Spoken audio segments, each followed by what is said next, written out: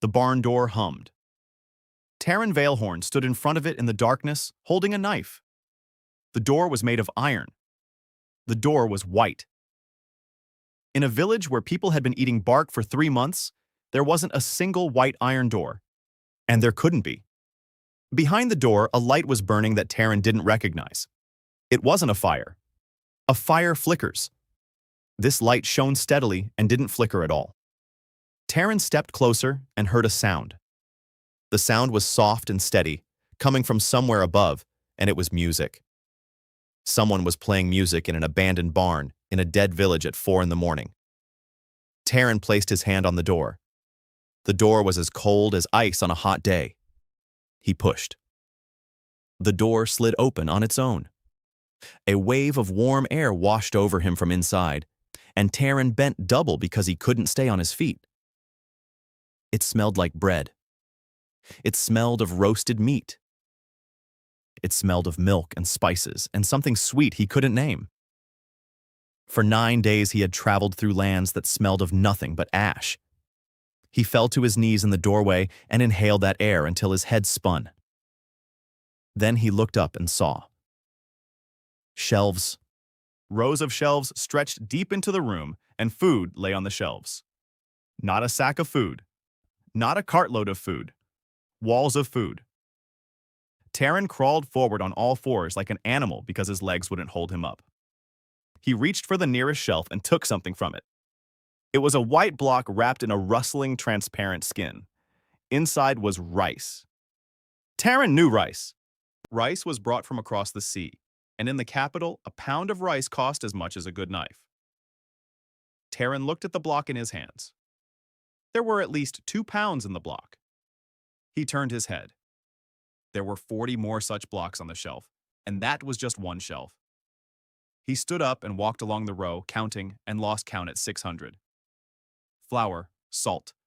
Salt in paper cylinders.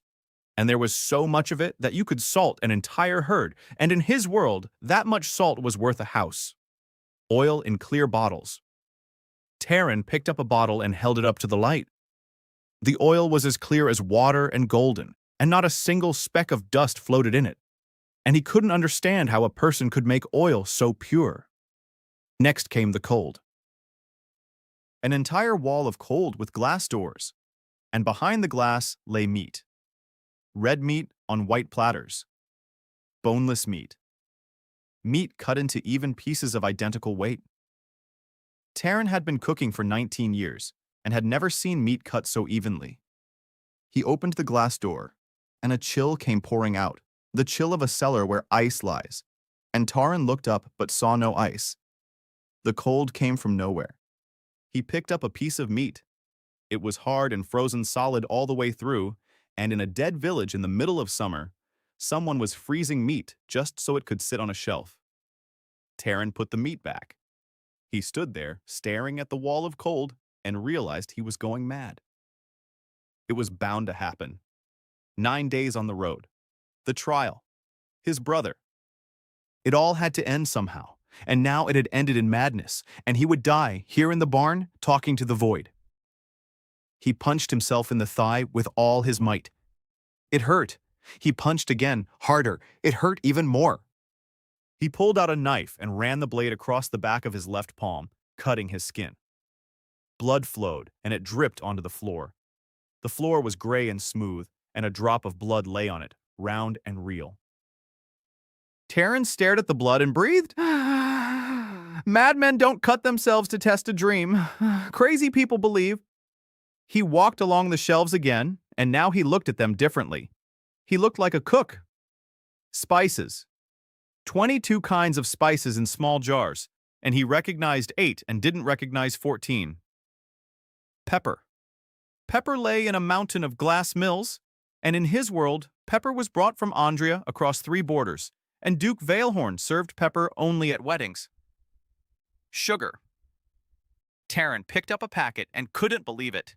He tore off a corner, poured the granules into his palm, and licked them. Sugar. White as snow and so sweet it made his teeth ache. He was holding in his palm the very thing for which, back in Greenhall, the whole village would have killed him right then and there. He moved on. Medicine. A whole row of boxes with neat lettering, and inside the boxes lay pills wrapped in shiny foil.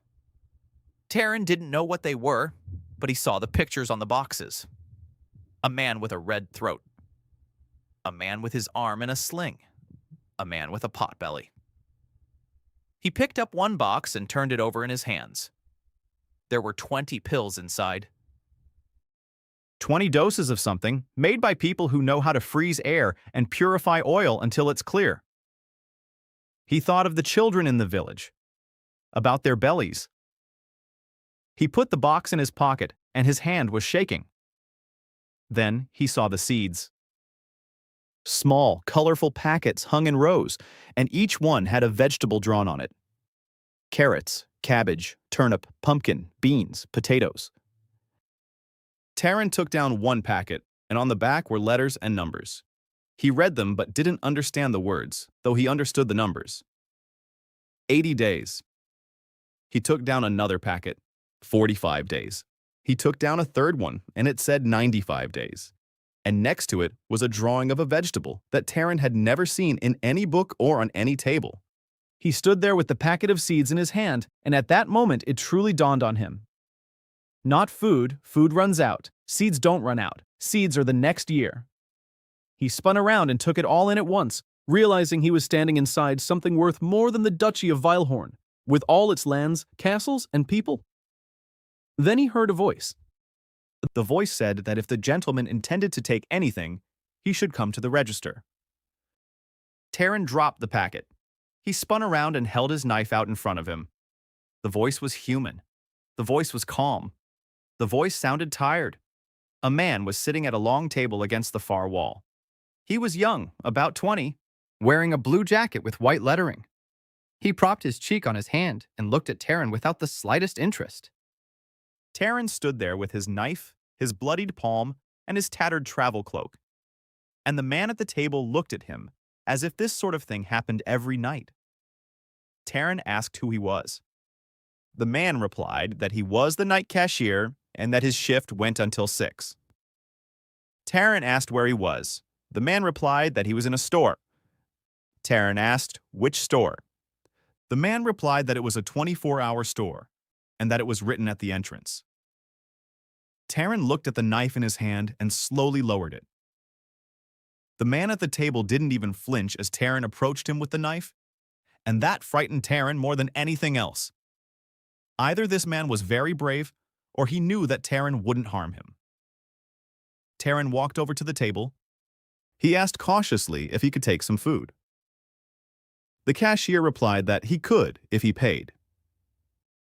Taryn asked what form of payment was accepted. The cashier shrugged and said, "Money." Taryn pulled out his leather pouch. He untied it with trembling fingers and poured everything he had onto the table.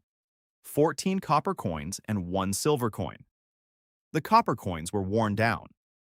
The silver coin was dull.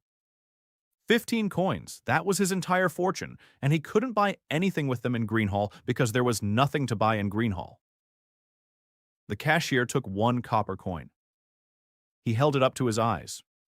He turned it over in his fingers. Taryn watched him intently, expecting to be thrown out at any moment. The cashier put the penny back on the table and said he'd take it. Taryn didn't understand. He asked how much food he could get for 1 penny.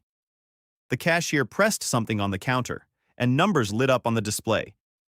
He looked at them and said that for 1 penny, he could get about that card over there, and he pointed. Taryn turned his head. An iron basket on wheels stood by the entrance. It was large. It could hold half a cow. Taryn looked down at the 14 copper coins lying on the table. 14 of those baskets. He stood there counting. But the numbers wouldn't add up in his head because 14 of those baskets was more food than Greenhall had seen in the last 3 years. For a single copper grosch. For a coin that wasn't even given to beggars in the capital. He looked up at the cashier and asked very slowly and very quietly if there was any catch. The cashier yawned and said there was. He said the store was open to him for 10 minutes a day. Taryn asked what would happen in 10 minutes. The cashier looked somewhere behind Taryn and said that in 10 minutes the door would close and reopen tomorrow at the same time. Taryn turned around. Numbers hung above the white door. They glowed red. Taryn ran along the shelves, grabbing whatever he could. The first thing he grabbed was rice. He scooped 8 blocks off the shelf, and they fell to the bottom of the basket with a dull thud. He took 8 more. Then he stopped and forced himself to think. He's a cook. There aren't enough cooks. A cook does the math. 60 people. An adult needs a pound of grain a day to stay alive. A child needs less, but children need to be fed better, not worse, because children with stomachs like that are already beyond the point of no return. So that's 50 pounds a day for the village. That means these 16 blocks are enough for 2 days. Taryn looked at the numbers above the door. 5 minutes and 20 seconds. He scooped up everything he could reach from the shelf, and rice poured into the basket, making it heavy. He rolled it further along and stopped at the salt. He grabbed the salt without hesitation. 20 cylinders. Salt isn't food. Salt is what makes food, and what keeps food from spoiling. And there was no salt in Greenhall because salt cost money, and there was no money. Next was the oil. He took 6 bottles and immediately put 3 back because oil is a luxury and the basket isn't made of rubber. He ran to the cold room.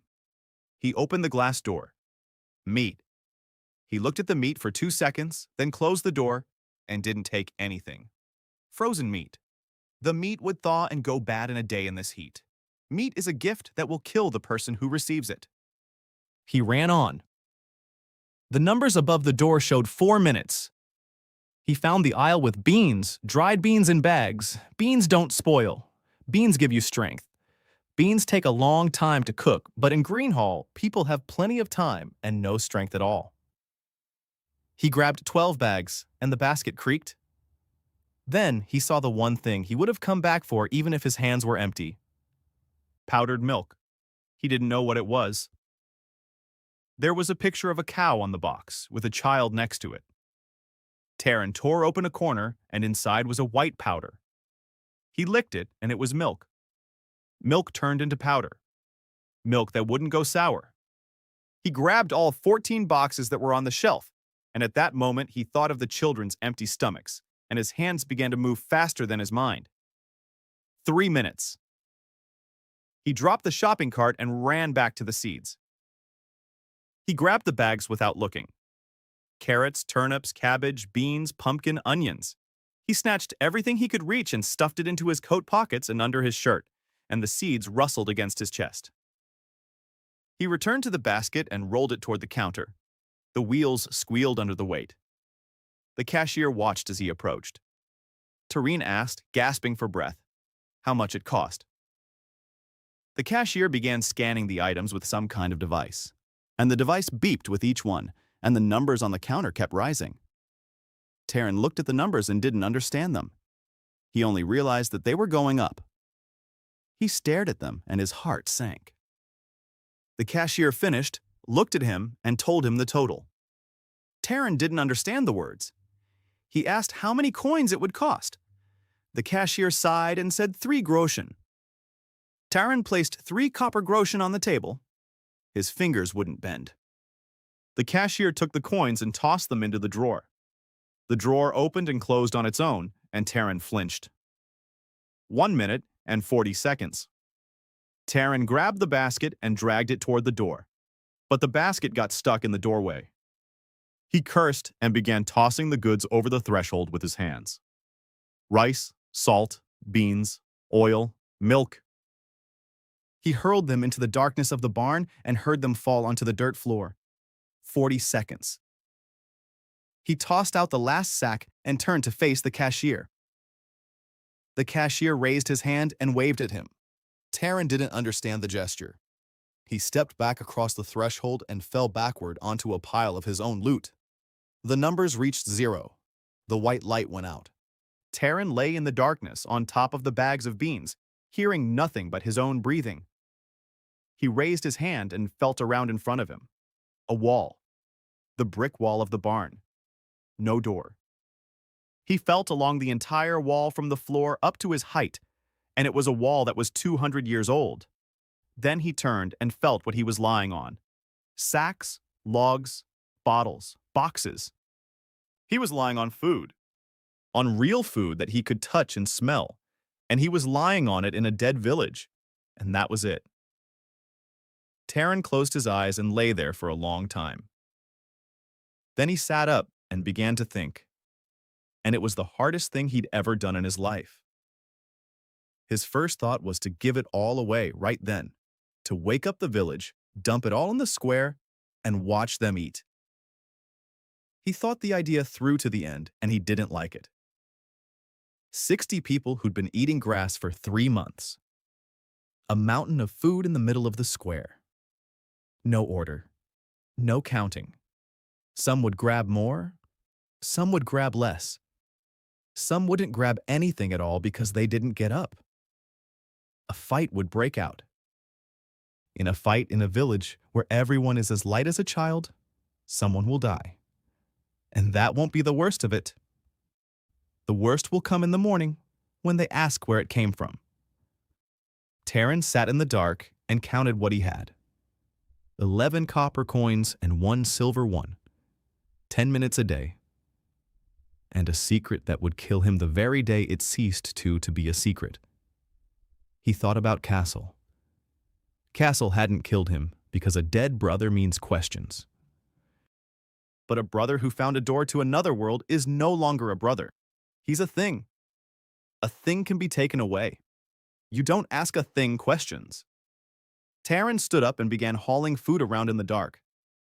He found an old grain pit in the corner of the barn and stacked sack after sack inside it, covering them with rotten straw. It took him over an hour. By the time he finished, a gray light was already seeping through the cracks.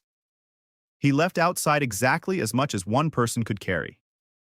2 blocks of rice, 1 sack of beans, 1 cylinder of salt, 1 box of powdered milk. He wrapped it all in his cloak and left the barn. The village was waking up. Waking up. What a loud word that was. People were coming out of their houses, sitting down against the walls and just sitting there. No one was working because there was no reason to work and nothing to work with. Taran walked toward the square, and there in the square stood a cauldron. Water was already in the cauldron, and a woman named Heskalo was throwing herbs into the water. She was the village headman's wife. She was 34, but looked 55. She saw Taran and bowed. Taran told her to pour out the water. Heskalo didn't move. She looked at him, not understanding. Taran repeated himself, telling her to pour out the water, wash the cauldron, and fill it with clean water. Heskalo looked at the cauldron and then at Taran and said very cautiously that there wasn't much clean water and that it was a long way to go to get some. Taran asked how far. She said it was 1/4 of a mile to the stream. Taran said that in that case, someone should go get some. Heskalo didn't move. Then Taran realized what the problem was. She thought he wanted to boil the herbs in clean water. She thought the new master from the capital was being picky. And she couldn't tell him that 1/4 of a mile was far for people who had been eating bark for 3 months. Taran crouched down and spread his cloak out on the ground. Heskalo looked down. She saw the rice. She stood there looking at the rice, and her expression didn't change at all. So at first Taran thought she hadn't understood. Then he saw that she had stopped breathing. She stood there, not breathing, for about 8 seconds. Then she sat down on the ground.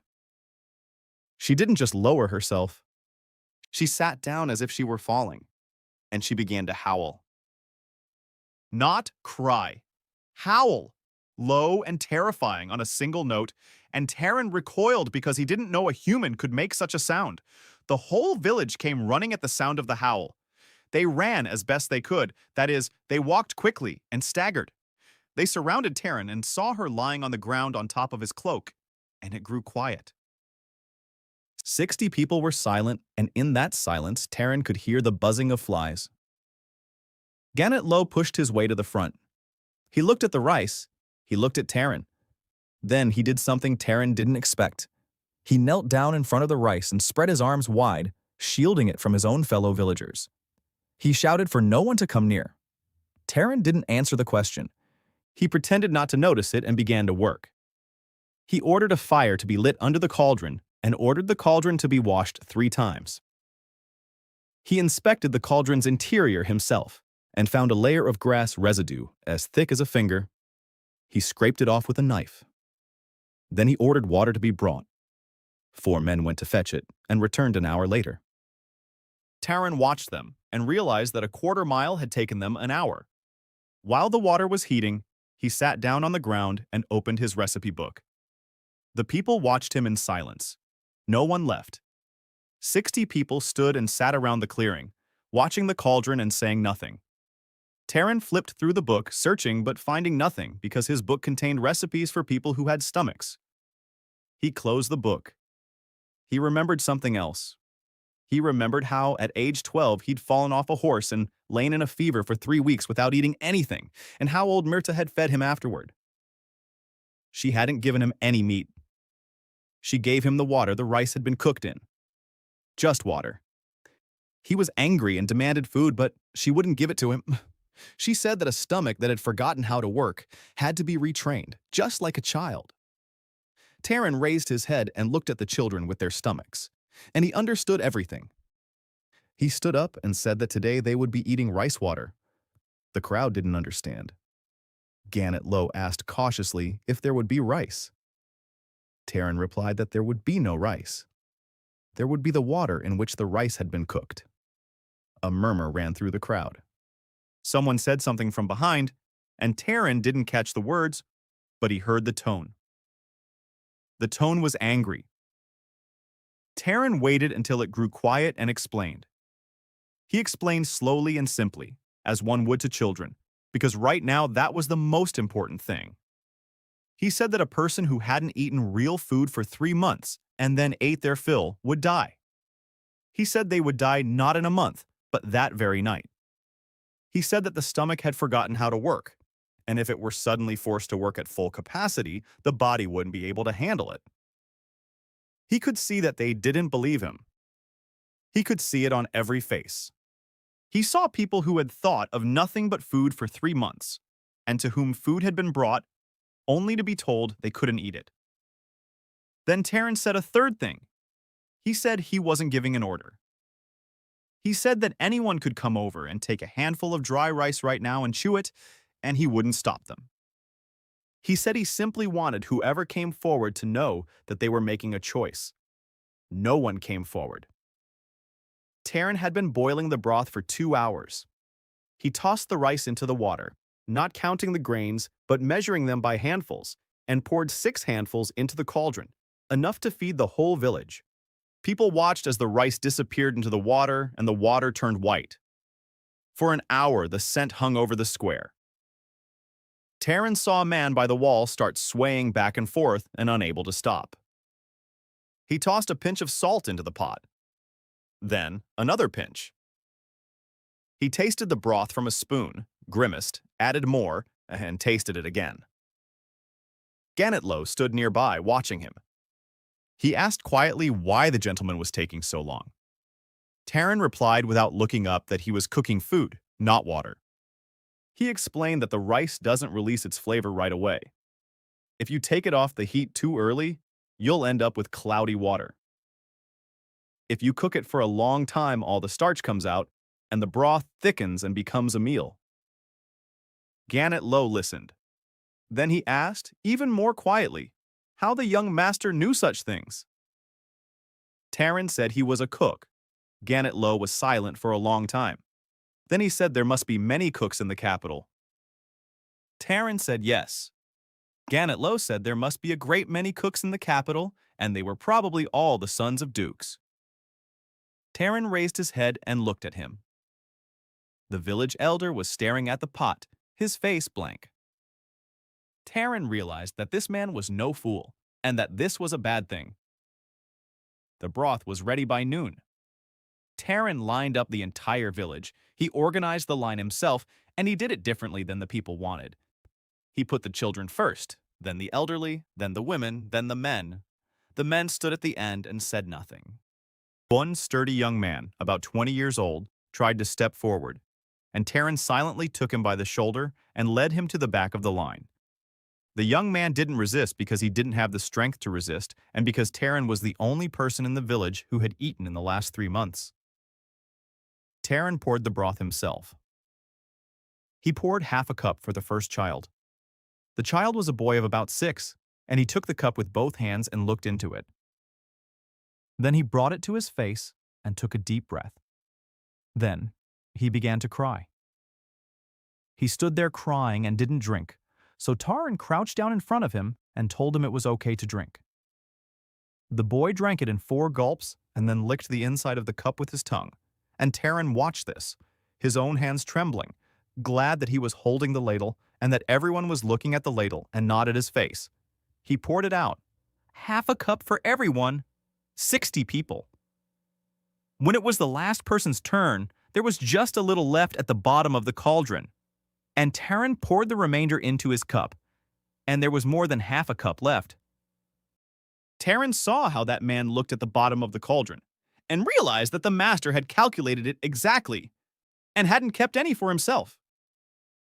Taryn didn't pour himself any. He sat down on the ground by the cauldron and looked out at the village. People were sitting everywhere, holding their cups and drinking slowly because he had told them to drink slowly, and they had obeyed. No one died. An hour later, Taryn walked around to everyone and looked at them. He was looking for signs. He didn't know what kind of signs, but he knew that if anyone started feeling sick, it would be obvious. No one felt sick. One old woman was sleeping while sitting up, and he got scared and shook her. She opened her eyes and said she was just sleeping and hadn't slept properly since spring. By evening, he had brewed a second pot, just as thin, the same half cups. People weren't crowding anymore. They lined up on their own, in the same order, and the children were first again, and no one argued. Taryn looked at the line and realized that in a single day, he'd accomplished in this village what hadn't been done in 3 months. Order. The next morning, for the third pot, he added a pinch of powdered milk to the broth. The taste changed. He heard a murmur go through the crowd. In the fourth pot, he made the broth thicker. In the fifth, he tossed in a handful of beans that had been soaked overnight. By the end of the second day, the people of Greenhall had eaten as much as they used to eat in a week, and no one had died. Taryn did the math. 5 pots, 8 blocks of rice, half a sack of beans, half a carton of milk, 2 days. So his haul would last 9 days if he stretched it out. That meant everything would run out in 9 days. That meant he'd have to come back every night. He returned that night. The door was still there. It hummed in the darkness and glowed white, and Taryn walked in. The cashier was sitting at the table, propping his cheek in his hand, and looked at him without the slightest surprise. Taryn asked his name. The cashier said his name was Ren. Taryn asked, "Ren, what's your last name?" The cashier said just Ren, and that's what it said on his badge. Taryn looked at the white tag on his chest, and there were letters there that he couldn't read. He asked why the store was open only for him. Ren shrugged and said he didn't know, and that he wasn't getting paid for it. Taryn asked who was paying. Ren said the owner. Taryn asked who the owner was. Ren looked at him, and for the first time in 2 nights, something flashed in his eyes. He said he didn't know. He said it flatly, but Taryn had been cooking for nobles for 19 years, and he knew what a person sounded like when they were lying politely. Taryn didn't press the issue. He had 9.5 minutes. He picked up the basket, and this time he didn't grab it hastily. He walked slowly, looking at the prices and learning. He took a piece of paper from one shelf and compared it to one from another, noticing that the numbers were different. He didn't understand the numbers, but he realized that they were asking different prices for the same item. He walked over to Ren and asked how to read the numbers. Ren looked at him for a long time. Then he took a stick from the table and wrote 10 symbols in a row on the paper, naming each one. Taryn watched and memorized them. He memorized them just as he memorized recipes, once and for all. He asked about the letters. Ren said it would take more than 10 minutes, Taryn said he had plenty of nights. That night, he spent 4 minutes on the numbers and 6 on shopping, and came out with 2 pennies less and a basket of rice, beans, and flour, along with a box of pills on which a man with a potbelly was drawn. He stepped out, and the numbers reached 0, and the door vanished, and he was left standing in the dark. He had 9 kopecks and 1 silver coin. And then he heard footsteps. Someone was in the barn. Someone was standing in the darkness, breathing. Taryn pulled out his knife. Taryn stood with his knife and listened. The breathing was weak and rapid. Men don't breathe like that. He called out into the darkness for the person to come out. No one came out. He said he could see them. He couldn't see anything. Then, in the darkness, someone began to cry. It was a child. Taryn lowered his knife. He followed the sound and found a little girl in the corner behind an old barrel. She was about 9 years old. She was crouching down, covering her head with her hands. Taryn crouched down beside her and asked her name. She said her name was Iska. He asked how long she'd been there. She said since this evening. He asked why. She remained silent. He asked again, more gently. Then she said she wanted to see where the gentleman was hiding the food. Taryn closed his eyes for a second. He asked if she'd seen the door. Iska said she'd seen a light.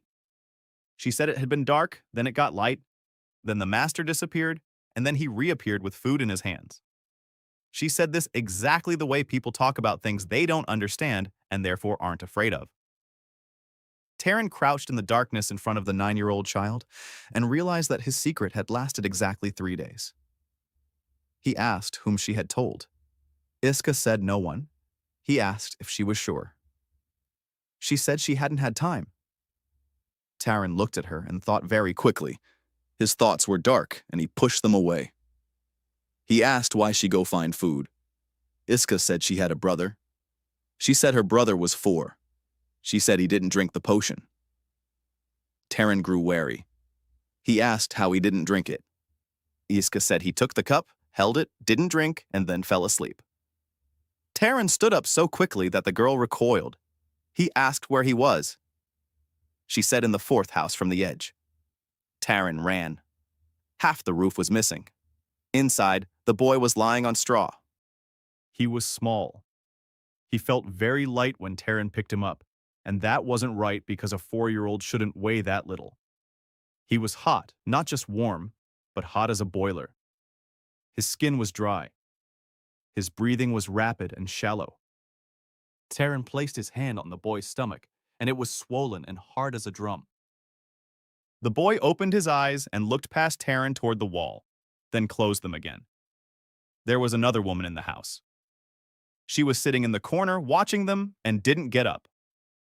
Taryn asked her if she was the boy's mother. She nodded. He asked how long the boy had been like this. She said 4 days. Taryn asked why she hadn't said anything. The woman didn't answer. Taryn looked at her and at her face and understood why. She had already buried someone, maybe 2. She sat there, waiting for this one to end. She hadn't called for help because, for 3 months in Greenhall, no one had been able to help anyone. There was no point in calling. And she'd forgotten how. Taryn carried the boy outside. Dawn was just breaking. He laid him on his cloak and began to think back. He wasn't a doctor. He was a cook. But a cook knows more about the body than people think, because a cook sees what the body does with food every day. A fever, a bloated stomach, not eating. This isn't hunger. Hunger doesn't cause a fever. Taryn remembered a box of pills with a picture of a man with a bloated stomach on it. He ran to the barn, dug up a hole, and retrieved the box. He pulled out a sheet of foil, and on it were 10 white circles in blisters. He squeezed one onto his palm. He looked at it. He didn't know what it was. He didn't know how much to give. He didn't know what would happen to a 4-year-old child if he gave an adult dose of an unknown medicine from another world. He knelt in the barn with the white pill in his palm, realizing that if he made a mistake, he would kill the boy with his own hands, and everyone would know that the master had killed the child. and he realized that if he gave the boy nothing, the boy would die by evening, and no one would be to blame. No one. Taryn broke the pill in half with his fingernail. Then he broke one half in half again. He went back and ground a quarter of the pill into a powder between 2 spoons. He mixed the powder into 3 sips of yesterday's broth. He opened the boy's mouth and poured it in. The boy choked, so Taryn lifted his head, waited a moment, and poured in the rest. Then he sat down beside him and waited. The mother watched from the doorway. Iska stood next to her mother, clutching her skirt. For the first hour, nothing happened. Taryn sat there, resting his hand on the boy's chest and counting the beats. He didn't know how many there should be. He only knew that if they stopped, he would know. By the second hour, people had gathered around the house. They gathered in silence. They didn't come close. They just stood and watched, and Taryn could feel 60 pairs of eyes on the back of his neck. Gannett Lowe arrived. He looked at the boy and at Taryn and crouched down beside them. He spoke very quietly so that only Taryn could hear. He said the boy's name was Miko. He said his mother's name was Dala, and that she had had 4 children. He said Winter had taken the first one. He said June had taken 2. He said that if this one were to leave, Dala would go to the stream and not return, and that this had already happened twice in Greenhall, and both times he hadn't been able to stop it. He said this flatly and without emotion. Then he asked what the gentleman had given the child. Taryn replied that it was medicine. Gannett Lowe asked where it came from. Taryn remained silent. Gannett Lowe nodded to himself and said he understood. He said he wouldn't ask any more questions. He said the village wouldn't ask either. And then he said something that sent a chill down Taryn's spine. He said that the village wouldn't ask, but the tax collector would. Taryn asked which tax collector. Gannett Lowe said that in 11 days, the royal collector would arrive. He said he came 4 times a year. He said that last time he took 11 bushels, and that the village didn't have that much, so he took 2 people instead. Taryn asked how he'd taken the people. Gannett Lowe looked at him the way one looks at a child and said that they take people to make up for the shortfall. He said that a grown man was worth 3 bushels. He said that a young woman was worth 5. He said this in the same even tone he'd used when talking about Dala and her 4 children. At 3 o'clock, Miko opened his eyes. He opened them and this time looked at Taryn instead of at the wall. He looked straight ahead. Taryn placed his hand on the boy's forehead, and it was damp. The boy was sweating. Taryn pressed his palm harder and felt the heat recede. He sat motionless, afraid that if he moved, it would all come back. Miko said a word. He said it quietly. He said he wanted a drink. Dala screamed. She screamed just as Hesk Lowe had howled over the rice, and Taryn heard that low, terrifying sound again, and this time he understood that here, that sound meant joy. The crowd shifted toward the house. Taryn stood up, turned around, and saw 60 faces. They weren't looking at Miko, they were looking at him. And Taryn saw in those faces what he had feared more than hungers, and more than the collector since that first night. He saw faith. People who hadn't believed in anything for 3 months were looking at the man who had produced food out of nowhere and healed a dying child with the powder from a white pill. Taryn looked at them and counted in his mind. 11 days, 11 bushels, 9 copper coins, and 1 silver coin. 10 minutes a day, and 60 people who would now follow him anywhere and who wouldn't be able to keep quiet even if they wanted to, because people don't keep quiet about miracles. He raised his hand, and the crowd fell silent instantly, and that instant made him feel uneasy. He told them the boy would live. The crowd exhaled. He said that in 11 days, the egg collector would arrive. The crowd froze. He said that this time, no one would be taken away. The people looked at him and remained silent, and Taryn could see that they didn't believe it. They believed in food. They believed in medicine. They didn't believe that the crown would leave them alone, and that was the only thing they couldn't bring themselves to believe. Terran said he would pay the entire arrears. Gannett Low slowly raised his head. He asked, "With what?" Terran replied, "With grain." Gannett Low asked, "How much?" Terran said, 11 bushels. Terran waited for nightfall and didn't sleep.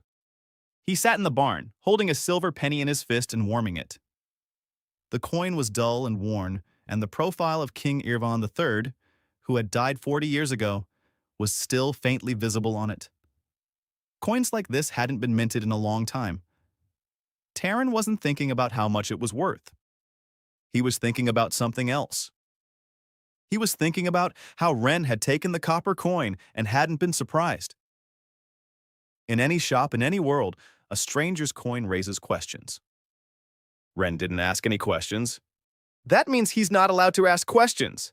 That means there's someone who forbade it. That means the owner exists, and the owner knows about Terran, and the owner wants Terran to buy? Terran unclenched his fist and looked at the silver. Whoever wants you to buy won't turn down money. The door hummed at 4. Terran walked in and headed straight for the counter. He didn't take a basket. Wren looked at his empty hands. Terran placed a silver grosh on the counter in front of him and nudged it forward. He asked how much it was. Wren picked up the coin. He turned it over in his hand longer than he had with the copper coin. He looked at the profile of King Irvan III, and Terran looked at Wren. Then Wren put the coin back on the table and said he wouldn't take it. Terran asked why. Wren said he didn't accept silver. Terran asked if he accepted gold. Wren said no. Terran asked if he accepted anything other than copper coins. Wren paused and said no. Terran stood there looking at him, and inside everything fell into place, and he laughed. It was the first time he'd laughed in 9 days. And Wren looked at him in surprise. It was the first emotion Terran had ever seen in him. Terran said he understood. He said that a copper coin was the smallest coin in his kingdom. He said you couldn't buy anything in the capital with a copper penny. He said people throw copper pennies to beggars. He said whoever made that rule wanted to be sure the person on the other side of the door would be poor. He asked Wren if that was true. Wren remained silent. Terran asked another question. He asked what would happen if he came with 100 copper pennies. Wren said that then the master would buy something worth 100 copper pennies. Terran asked, "What about 1,000?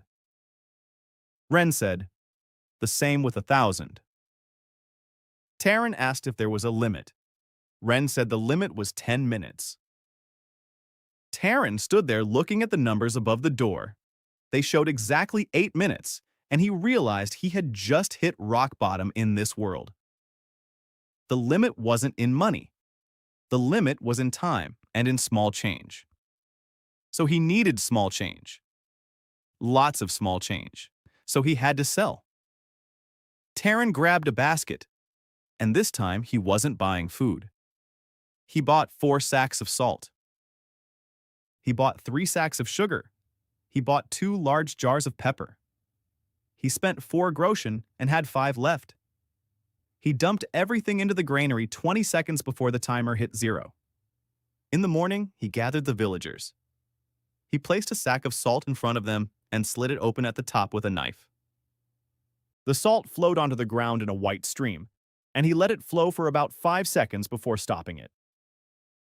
The people stared at the salt on the ground, and no one breathed.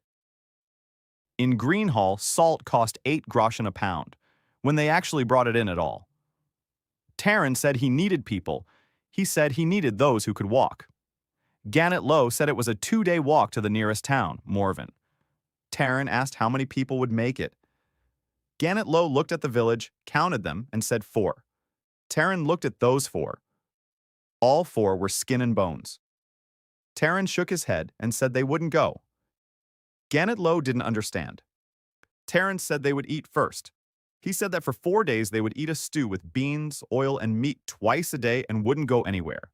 He said they would set out on the 5th day. Gannett Low said the collector would arrive in 10 days. Terran said he knew. For 4 days, Taran fed the 4 of them. He fed them away from the village and gave them rich food. The village saw this, but they remained silent because Taran had explained why. He cooked porridge for them in butter and added powdered milk, and on the 3rd day he added meat because it was now possible to take a little meat once a day. He watched as they changed. On the 2nd day, their faces began to take shape. On the 4th day, one of them, named Drew Cast, lifted a log off the ground that he hadn't been able to budge the day before. Taran watched this and wrote it down in a book. He wasn't writing down recipes.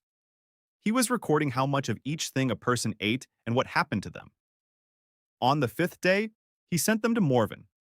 He gave them 2 sacks of salt, 1 sack of sugar, and a wagon they'd cobbled together from 2 broken ones. They pulled the wagon themselves because there were no horses. He told them to sell only for copper. Drew Cast asked why. He asked what if someone offered silver. Taran said that in that case, they should ask to have it exchanged. He said that if it couldn't be exchanged, then they shouldn't sell it at all. Drew Cast looked at him as if he were crazy, but nodded because this man had been feeding him meat for 4 days. They left. Taran stayed behind to wait, and that was the worst part. He walked around the village and worked, unable to think of anything else. He made the people repair the roofs. He made them haul water and dig a new well closer to the village. They dug slowly, but they dug, and on the 3rd day, water began to flow. He planted seeds. He planted turnips and radishes because the packages had the smallest numbers on them, and he could now read numbers. He planted them in the ashes, knowing that most likely nothing would sprout, but he planted them anyway. He handed out a handful of sugar to each of the children and watched as they ate it, and how Iska didn't eat her handful, but hid it in a rag, and he asked why, and she said it was for Miko. Miko was already walking. He walked poorly and held onto the walls, but he walked. All this time, Taran continued to go to the door every night. He spent his last few pennies one by one. He bought only rice and beans and made them last. He bought supplies and studied. He learned all the letters in 6 nights, and on the 7th night, he read his first word on a package. The word was salt. Ren watched him in silence and corrected him once when Taran made a mistake. On the 8th night, Taran asked him directly if Ren worked for anyone from his world. Ren said no. Taran asked if Ren had seen others like him. Ren was silent for a long time and then said his shift ended at 6. Taran realized that meant no and didn't press the issue. He had 1 copper penny left. On the 9th day, the 4 of them returned. They came back in the evening, pulling a wagon, and the wagon wasn't empty. Taran ran toward them across the entire village, and the whole village ran after him. Drew Cast stopped the wagon and took a sack off it. The sack jingled. He set it on the ground at Taran's feet and untied it. Inside was copper. Taran sank to his knees, right in the road dust, and plunged both hands into the sack. Copper coins trickled through his fingers. He didn't count them. He couldn't count them. He looked up and asked, "How many?" Drew Cast said 412. Taran sat on his knees in the dust in front of the sack of copper, and the whole village stood around him, and he looked up at their faces. 412 copper coins. He used to buy a full basket for 3.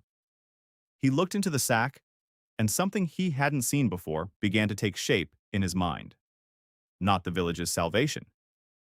Not 11 bushels. Something much bigger. He stood up. He asked Drew Cast how the salt had sold. Drew Cast said it had sold in an hour. He said that the merchant in Morven didn't believe at first that the salt was real. He said the merchant licked it, then called over a second merchant, and the second one licked it too. And then they asked where it came from. Taran asked what Drew had replied. Drew said he'd answered as his master had instructed, that the salt had been brought from the south. Taran asked if they'd believed him. Drew Cast paused, then said no. He said that the second merchant followed them all the way to the outskirts of town and watched to see which way they would turn. He said they took a 4-mile detour and didn't reach the road until after dark. Taryn stood there looking at the sack of copper. Then he looked north. Morven was to the north. He asked quietly if Drewcast thought anyone had been following them along the road. Drewcast said he didn't think so. He said that on the second day of their journey, a rider had been traveling behind them, staying half a mile away, neither closing in nor falling behind. He said the rider had turned off 3 miles from Greenhall. He said he didn't know where. Taryn was silent. Gannett Lowe approached him from the side and spoke very quietly so that no one would hear. He said that the collector would arrive the day after tomorrow. He said that the collector always arrived with 2 men. He said that this time he probably wouldn't arrive with 2. Taryn looked at the bag containing 412 copper coins and at the village where 60 people stood.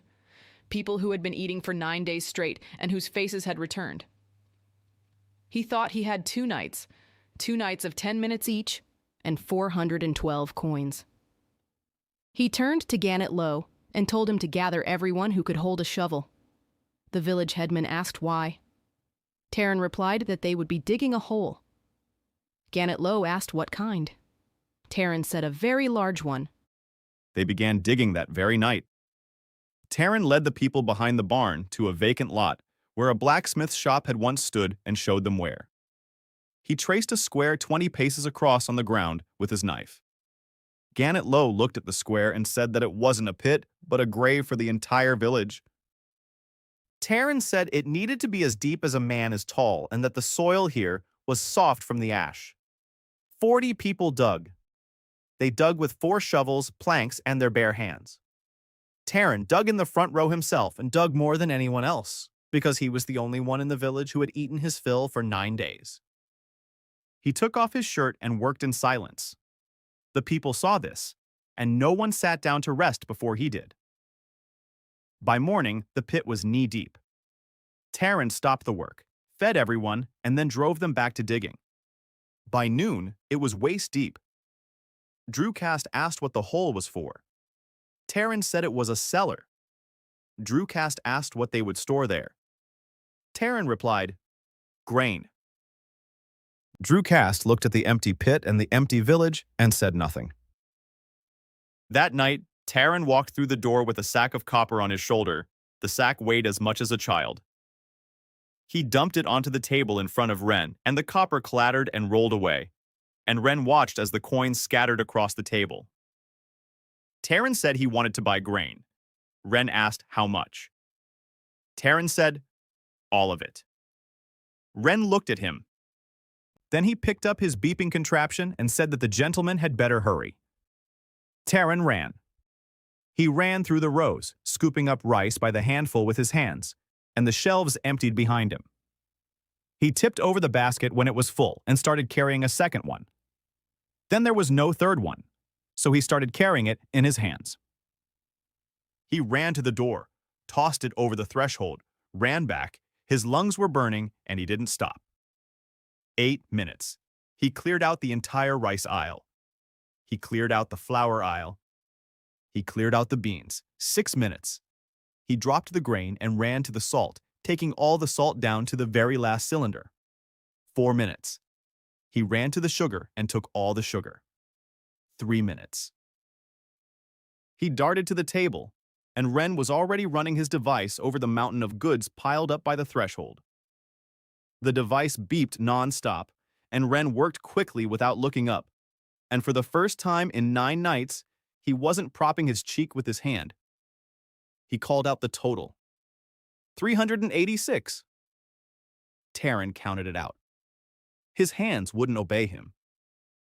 He spilled a handful and reached under the table for the coins. But Wren said not to bother and that he'd take his word for it. Taryn gathered them up anyway. He handed over 386, leaving 26 kopecks, which he shoveled back into the bag. A minute and a half. He began tossing the remainder over the threshold. He tossed the bags into the darkness and heard them fall on top of each other as the pile grew. 40 seconds. He threw out the last one.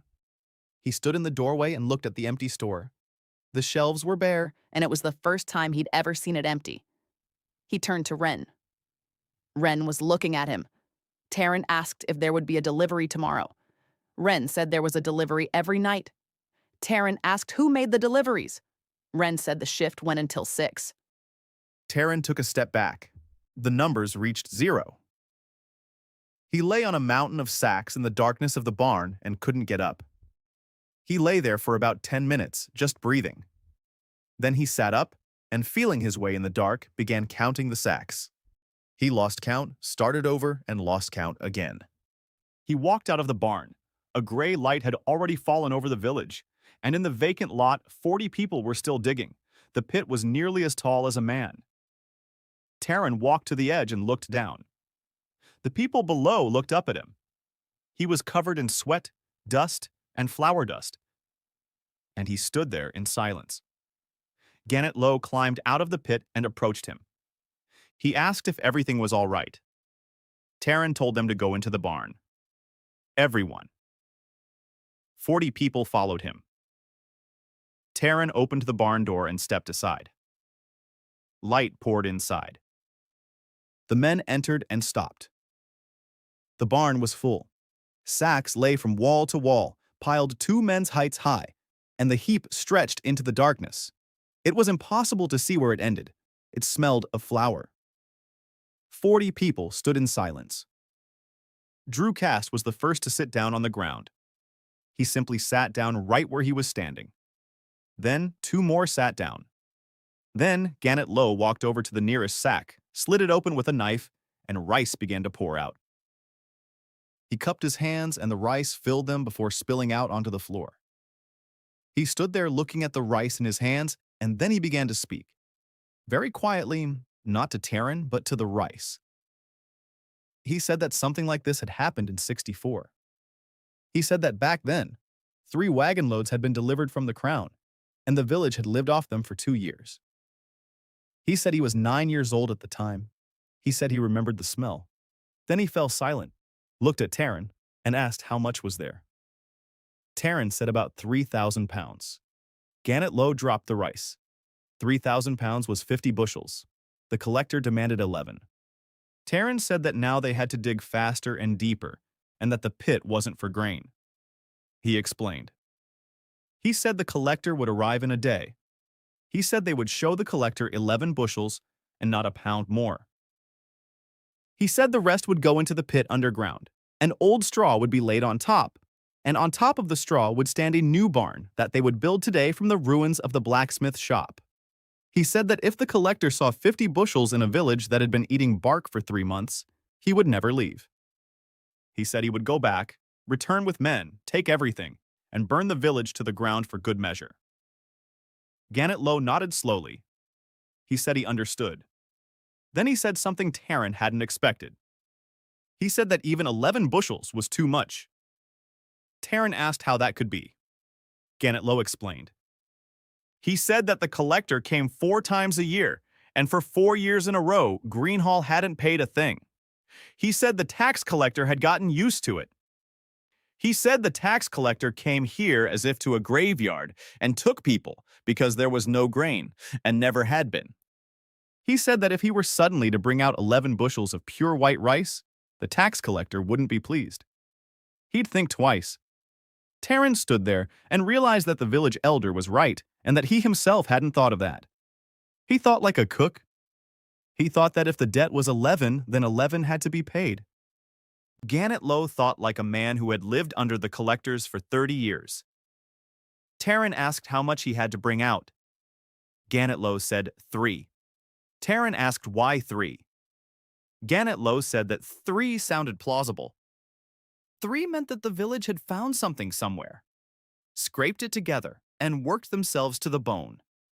3 means that the collector will take 3 and take 1 person for the remaining 8, and he'll leave satisfied because last time he got nothing. Taryn asked who he would take. Gannett Lowe looked at the floor and said he would go himself. Taryn said no. Gannett Lowe said he was 52, that he wasn't a laborer, and that the village would survive without him, but not without the master. It wouldn't. He said this calmly, and it was clear he'd been thinking about it all night while he was digging. Taran said no again, and he said it in such a way that Gannet Lo fell silent. Taran walked out of the barn and sat down on the threshold. He sat there and thought. 3 bushels, plausible. 11, suspicious. 0, deadly. He sat there, realizing that the village head had offered him a flawless plan, that this plan was worth one man's life, and that all 60 men would agree to it because, over the past 4 years, they had grown accustomed to someone leaving. Taran stood up. He went back into the barn and told Gannet Lo that they would take out 11. The village head turned pale. He began to speak, and Taran raised his hand. Taran said that the collector would indeed think it over. Taran said to let him think it over. Taran said to let him go back and report that Greenhall had paid everything. He said that then they would have 3 months until the next visit. He said that a lot can change in 3 months. Gannet Lo said that in 3 months it wouldn't be the collector who came here, but someone else. Taran said he knew that. He said that whoever came in 3 months would come to talk, not to plunder. He said that you could bargain with someone who came to talk. He said you couldn't bargain with someone who came to plunder. Gannet Lo stood there and looked at him for a long time. Then he asked who this gentleman really was. Taran replied that he was the youngest son of Duke Veilhorn. Gannet Lo said he already knew that. He said that wasn't what he was asking. Taran looked at him and realized that in 9 days, this man had amassed everything he possibly could. The Duke's disgraced son. Food that came out of nowhere. Medicine that the royal physicians don't have. Salt that sells out in an hour. And 3,000 pounds of grain in a granary that was empty just yesterday. Taran told him one thing, and he told the truth. He said he was a cook. Gannet Lo stood there looking at the mountain of sacks. And then he laughed, and laughed for a long time, and it was the hollow laugh of a man who hadn't slept for 2 days. Then he stopped, wiped his face, and said he would start digging. They worked all day. They tore down the smithy to its foundation and hauled logs to the vacant lot, and Taran worked alongside everyone else. And by evening a shed stood over the pit, crooked and ugly, but real. There were 9 of them, 8 on horseback and 1 wagon. Taran stood alone on the road at the entrance to the village, watching them approach. He had ordered everyone else to stay in their homes and not come out until he called for them. The tax collector's name was Olgar Pesh. He was fat. In the ashlands, where everyone was skin and bones, a fat man looked like an insult. He dismounted and surveyed the village. His face bore the expression of a man who had arrived at a place that wearied him. He looked at Taran and did not bow. He asked where the village headman was. Taran replied that the headman was at home and that he would do the talking. Olgar Pesh looked at him more closely. He saw a tattered cloak and shirt covered in flour dust and boots caked in clay. He asked who he was. Taran replied that he was the steward of Greenhall. Olgar Pesh froze. Then he laughed. He laughed sincerely and from the heart, and his men laughed too because he was laughing. He said he'd heard about it. He said the whole capital had heard about it.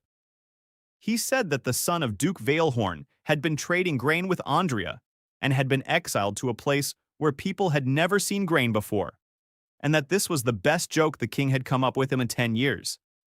He asked if the steward of Greenhall liked it. Taran said he did. Olgar Pesh stopped laughing. He said the village owed 11 bushels and that he was willing to wait while the steward went to fetch them from the granary. He said this slowly and with relish, and his men laughed again. Taran said he would go. He turned and walked toward the village. The laughter behind him died down. He returned 10 minutes later, followed by 8 men carrying sacks. They carried them on their shoulders, 2 men per sack, because they were weak. They passed the horsemen and set the sacks down on the road in front of the wagon. 8 sacks. Then they went back once more and brought 3 more. 11 sacks stood in the dust, Taran cut open the top one with a knife. Rice poured out of the slit, white and dry. Olgar Pesh looked at the rice, and his expression remained unchanged for quite a while. Then he dismounted, even though he was already standing on the ground, which was strange, and Taran realized that he had simply staggered. Olgar Pesh walked over to the sack. He took a handful. He rubbed the rice between his fingers. He brought it up to his face.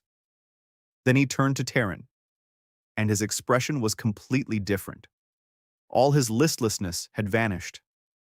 He asked very quietly where it came from. Taran replied that the village had paid its debt, and that was all that mattered. Olgar Pesh said that wasn't all that mattered. He said that Greenhall hadn't paid for 4 years. He said that last August, he'd taken 2 people away from here because there was no grain, no money, and no hope. He said it was July now. He asked again where they were from. Taran remained silent. Olgar Pesh straightened up. He told his men to search the place. Taran didn't move. 8 men dismounted and went into the village, and Taran stood on the road and listened. He heard doors being opened. He heard things being turned over. He heard a woman scream, and he clenched his fists and forced himself to stand his ground. The search went on for an hour. They found an empty barn with bark. Taran heard them break the lock and heard one of them shout that he'd found something. He heard them drag out a mat and heard them cursing. They found a new barn. They went inside, and Taran held his breath. They came out a minute later.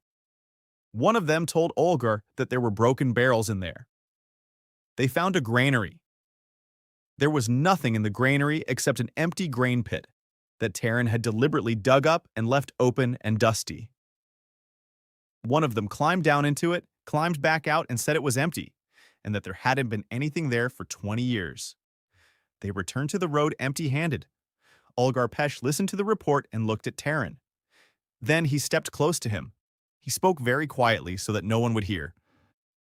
He said he understood how this looked. He said he saw a man who didn't want to say where he'd gotten the grain. He said that such silence was punishable by being put in chains. Then he said something else. He said he wasn't a fool and that he saw before him not just a man, but the Duke's son. He said he wouldn't put the Duke's son in shackles, not even a disgraced one, because dukes make peace with their sons, while the tax collectors end up hanging. He said that's why he was proposing a different arrangement. He said he'd write in his report that Greenhall had paid for 3 bushels and that he'd taken 2 men for the remaining 8. He said everything in the paperwork would be exactly right. He said he'd take the 8 sacks for himself. He said that in exchange, he wouldn't mention the white rice in the dead village. He said it was a win-win for everyone. Taran looked at him and said nothing. Olgar Pesh added that he would take 2 after all. He said that otherwise the paperwork wouldn't add up. He said he'd take someone worthless. He asked if there were any old people here. Taran asked quietly if the collector had a family. Olgar Pesh blinked. He said he did. Taran asked how many children. Olgar Pesh said 3 and asked why the gentleman needed to know. Taran said he just wanted to understand what kind of person was offering him a deal. He said he understood now. He turned to his men and shouted for them to bring out more. The men went and carried out 4 more sacks and set them down in the dust. Olgar Pesh looked at them. 15 sacks? Taran said that 11 were payment for the debt. He said that the 4 were a gift to the collector personally. He said there would be a gift every time. He said that in exchange for the gift, he asked for only one thing. He said that the report must state that Greenhall had paid the full 11 bushels, and that no people had been taken. Olgar Pesh stood there looking at the 15 sacks. He was counting. Taran watched him count. 4 sacks amounted to 240 pounds of white rice. In Morven, that was worth more than he earned in a year. Olgar Pesh looked up and said that if he wrote that the dead village had paid the full debt, the treasury would ask questions. Taran said, "Let them ask." He said, "Let them ask him." He said that he was the son of Duke Veilhorn, that he was the appointed administrator, that he had the right to pay his village's debts out of his own pocket and that it was nobody else's business. Olgar Pesh nodded slowly. He said that was an explanation. He said it was a poor explanation, but that it would hold up for a quarter. Then he asked again, this time without any threat, but out of pure curiosity. He asked where the rice came from. Taran said he'd bought it. Olgar Pesh asked from whom. Taran said from a merchant. Olgar Pesh asked where. Taran said in Morven. Olgar Pesh laughed and said that there was no such rice in Morven. He said that there was no such rice in the capital. He said that he had been harvesting grain for 30 years, and that he knew every grain in this kingdom by sight, and that he didn't recognize this rice. He took another handful and showed it to Taran in the palm of his hand. He told the gentleman to take a look. He said that all the grains looked the same. He said that in any sack of any grain, there are broken and small grains, and half of it is chaff. He said that there wasn't a single broken grain in this handful. He said that grain like this doesn't grow. Someone had sorted through this rice grain by grain. He asked who had done the sorting. Taran looked at the white rice in the gatherer's palm and realized that, all this time, he hadn't thought about the simplest thing. He'd been thinking about how much food there was and hadn't thought about what it was like. Olgar Pesh poured the rice back into the sack and wiped his hand on the floor. He said he'd take 15. He said he'd write as agreed. He said he'd be back in October. Then he climbed onto his horse, looked down at Taran from above, and said one last thing. He said the steward should know one thing. He said he wasn't the only one watching that road. He said that in Morven last week, a merchant had offered him money just to tell him what he would see in Greenhall. Taran didn't invite her into the village. He sat down on a rock at the top of the hill and pointed to another rock, and she sat down. He asked what she was carrying on her back. Veskatan took off the bundle and unwrapped it. Inside were scales, copper scales with 2 pans and a small box of weights. She said she was a money changer. Taran asked what that meant. She explained. She said that in Morven there were 6 merchants and 4 money changers, and that 3 of the money changers worked for the merchants while she works for herself. She said that 4 days ago, 4 men from the Ashlands came to her and asked to exchange silver for copper. She said the men were strange. She said they looked like people who were starving yet were well fed, and that such a thing doesn't happen. She said they didn't haggle over the exchange at all and handed over her commission without even looking, and that doesn't happen either. She said she exchanged 7 silver coins for 412 copper ones for them, and that after that she sat and thought for 3 days. Taran asked what she was thinking about. Veskatan said she was wondering why anyone would need 412 copper coins. She said that copper is inconvenient. She said that copper is heavy. She said that 400 coins is half a puta of iron in a sack, and that no one in their right mind would trade light silver for heavy copper. She said that people do this in only 2 cases. Either to pay a great many people in very small amounts, or to pay in places where silver isn't accepted. Taran sat motionless. Veskatan looked at him and said that his expression made it clear it was the latter. Taran asked what she wanted. She said she wanted to know why salt. She explained. She said that if a person has a source of cheap goods, they bring in what's expensive. Spices, silk, metal. She said that salt was the cheapest of the expensive goods. She said that salt was heavy and bulky, and that a single cartload of salt fetched 20 times less than a cartload of pepper of the same weight. She said that a person who could bring anything but chose to bring salt was someone who had chosen salt deliberately. She asked why. Taran looked at her and realized that in his entire life, he had encountered such intelligence in only one person, and that person was his brother, Castle. He answered honestly because he realized there was no point in lying to this woman. He said salt, because everyone buys salt. He said that nobles buy pepper. He said that nobles remember the faces of the sellers, ask where the goods come from, and write letters to one another. He said that an old woman at the market buys salt and asks no questions. Veskatan was silent for a long time. Then she said that was the right answer, that she'd been counting on him, and that now she had a proposal. She said she had a shop in Morven and a money changer's license, that she'd been well known there for 8 years, and that all the copper in the city passed through her hands. She said that if Taryn needed copper, she could provide it. A lot. Taryn asked how much. She said that with her current turnover, she could collect 200 groats a week without drawing attention. She said that if she tried hard, she could get 400. She said that if she took more, within a month, all of Morven would know that someone was buying up copper. And then the price of copper would go up, and that's when the questions would start. Taryn asked what she wanted in return. Veskatan said she wanted a third. Taryn said that was a lot. She said it was too little and explained why. She said he had merchandise and nothing else. She said he had no shop, no license, no reputation, and no network, and that he was the disgraced son of a duke, whom any city guard could arrest on a whim.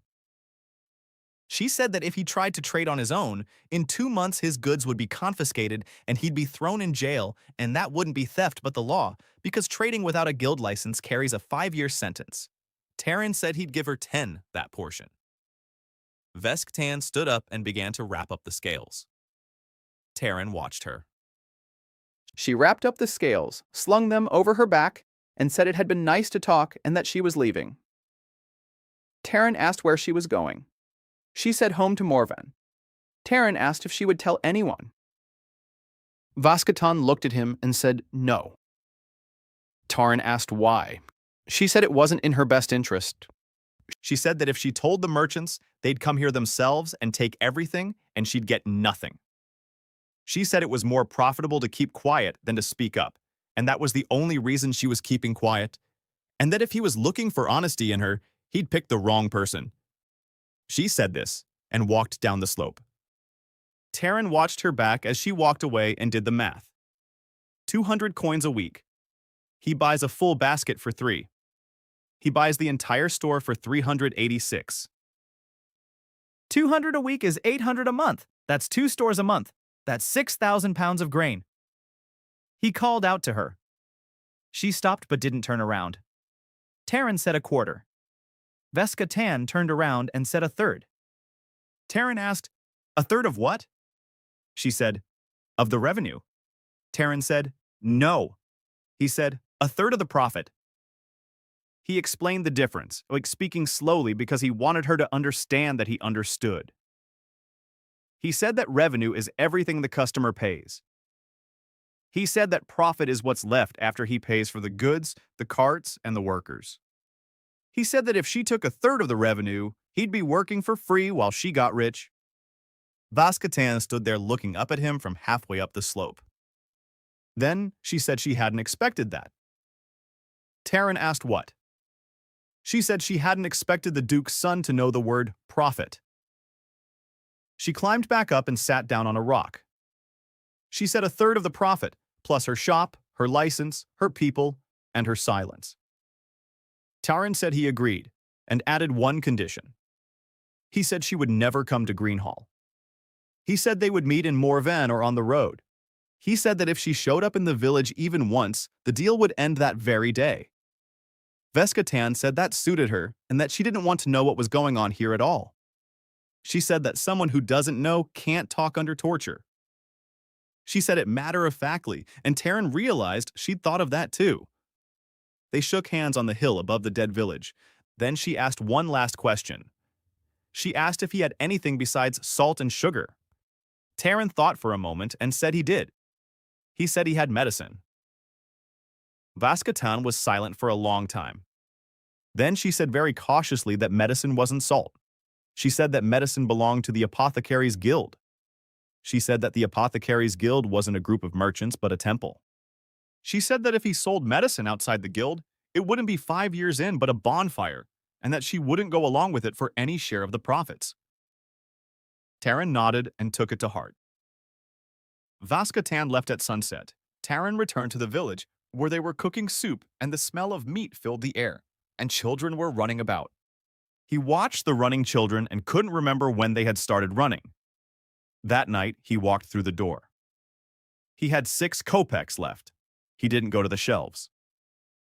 He walked over to the table, placed the 6 coins in front of Ren, and said he wanted to ask a question. Ren looked at the coins and said that questions were free. Taran said that this question was expensive. He asked why there wasn't a single broken grain in the rice. Ren looked at him. Taran explained. He said that a man who had been harvesting grain for 30 years had taken a handful of his rice and said that such grain didn't exist. He said that grain from this store couldn't be sold to people who knew what they were talking about. He said it was too good. Ren listened. Then he said something strange. He said that the gentleman was looking in the wrong direction. Taran asked where he should be looking. Ren said it wasn't about the grain. He said the point was that the gentleman was carrying the grain in sacks. He said that where he lived, no one had carried grain in sacks for 100 years. Taran didn't understand. Ren sighed, and for the first time in all that time, stood up from behind the counter. He stepped out from behind the counter and walked to the back of the store, and Taran followed him. Ren led him to the far corner, where Taran had never looked before because there was no food there. There were metal objects standing there. Ren pointed to one. It looked like a barrel with a handle. He said it was a mill. Taran looked at it. He asked where the drive was. Ren said there was no drive. Taran asked where the water was or where the ox was. Ren said there was neither water nor an ox. He took a thick black cord with 2 pins at the end from the wall and showed it to him. He said that was all that was needed. Taran took the cord in his hands and looked at the 2 copper pins. He asked what it was. Ren said it was what they used instead of fire. Taran stood in the corner of the store with the black cord in his hands. 2 minutes 40 was lit above the door, and he suddenly realized that for all 8 nights he had been coming here for food, just as a beggar comes to a stranger's table. He had been buying fish, and here, hanging on the wall, was the very thing that caught it. Taran stared at the cord and didn't understand. He asked Ren how it worked. Ren looked at the numbers and said that 2 minutes wasn't enough. Taran asked if he could buy the mill. Ren named the price, 12 kopecks. Taran put his 6 kopecks on the table and said he'd be back tomorrow. He walked out empty-handed for the first time in 9 nights. He didn't sleep. He sat in the barn until dawn, thinking, and what he was thinking about was more important than food. A mill without an ox. He remembered the mill in Valehorn. He'd seen it as a child. A huge wheel and a river, and 4 men working there constantly. The miller was a rich man, and the mill was worth as much as a village. Flour was expensive, not because grain was expensive. Flour was expensive because there was nothing to grind it with. Everything in his world was expensive for one reason. Everything was done by hand. Taran sat in the darkness, and something very big was slowly taking shape in his mind. He brought food. The food ran out. He brought more.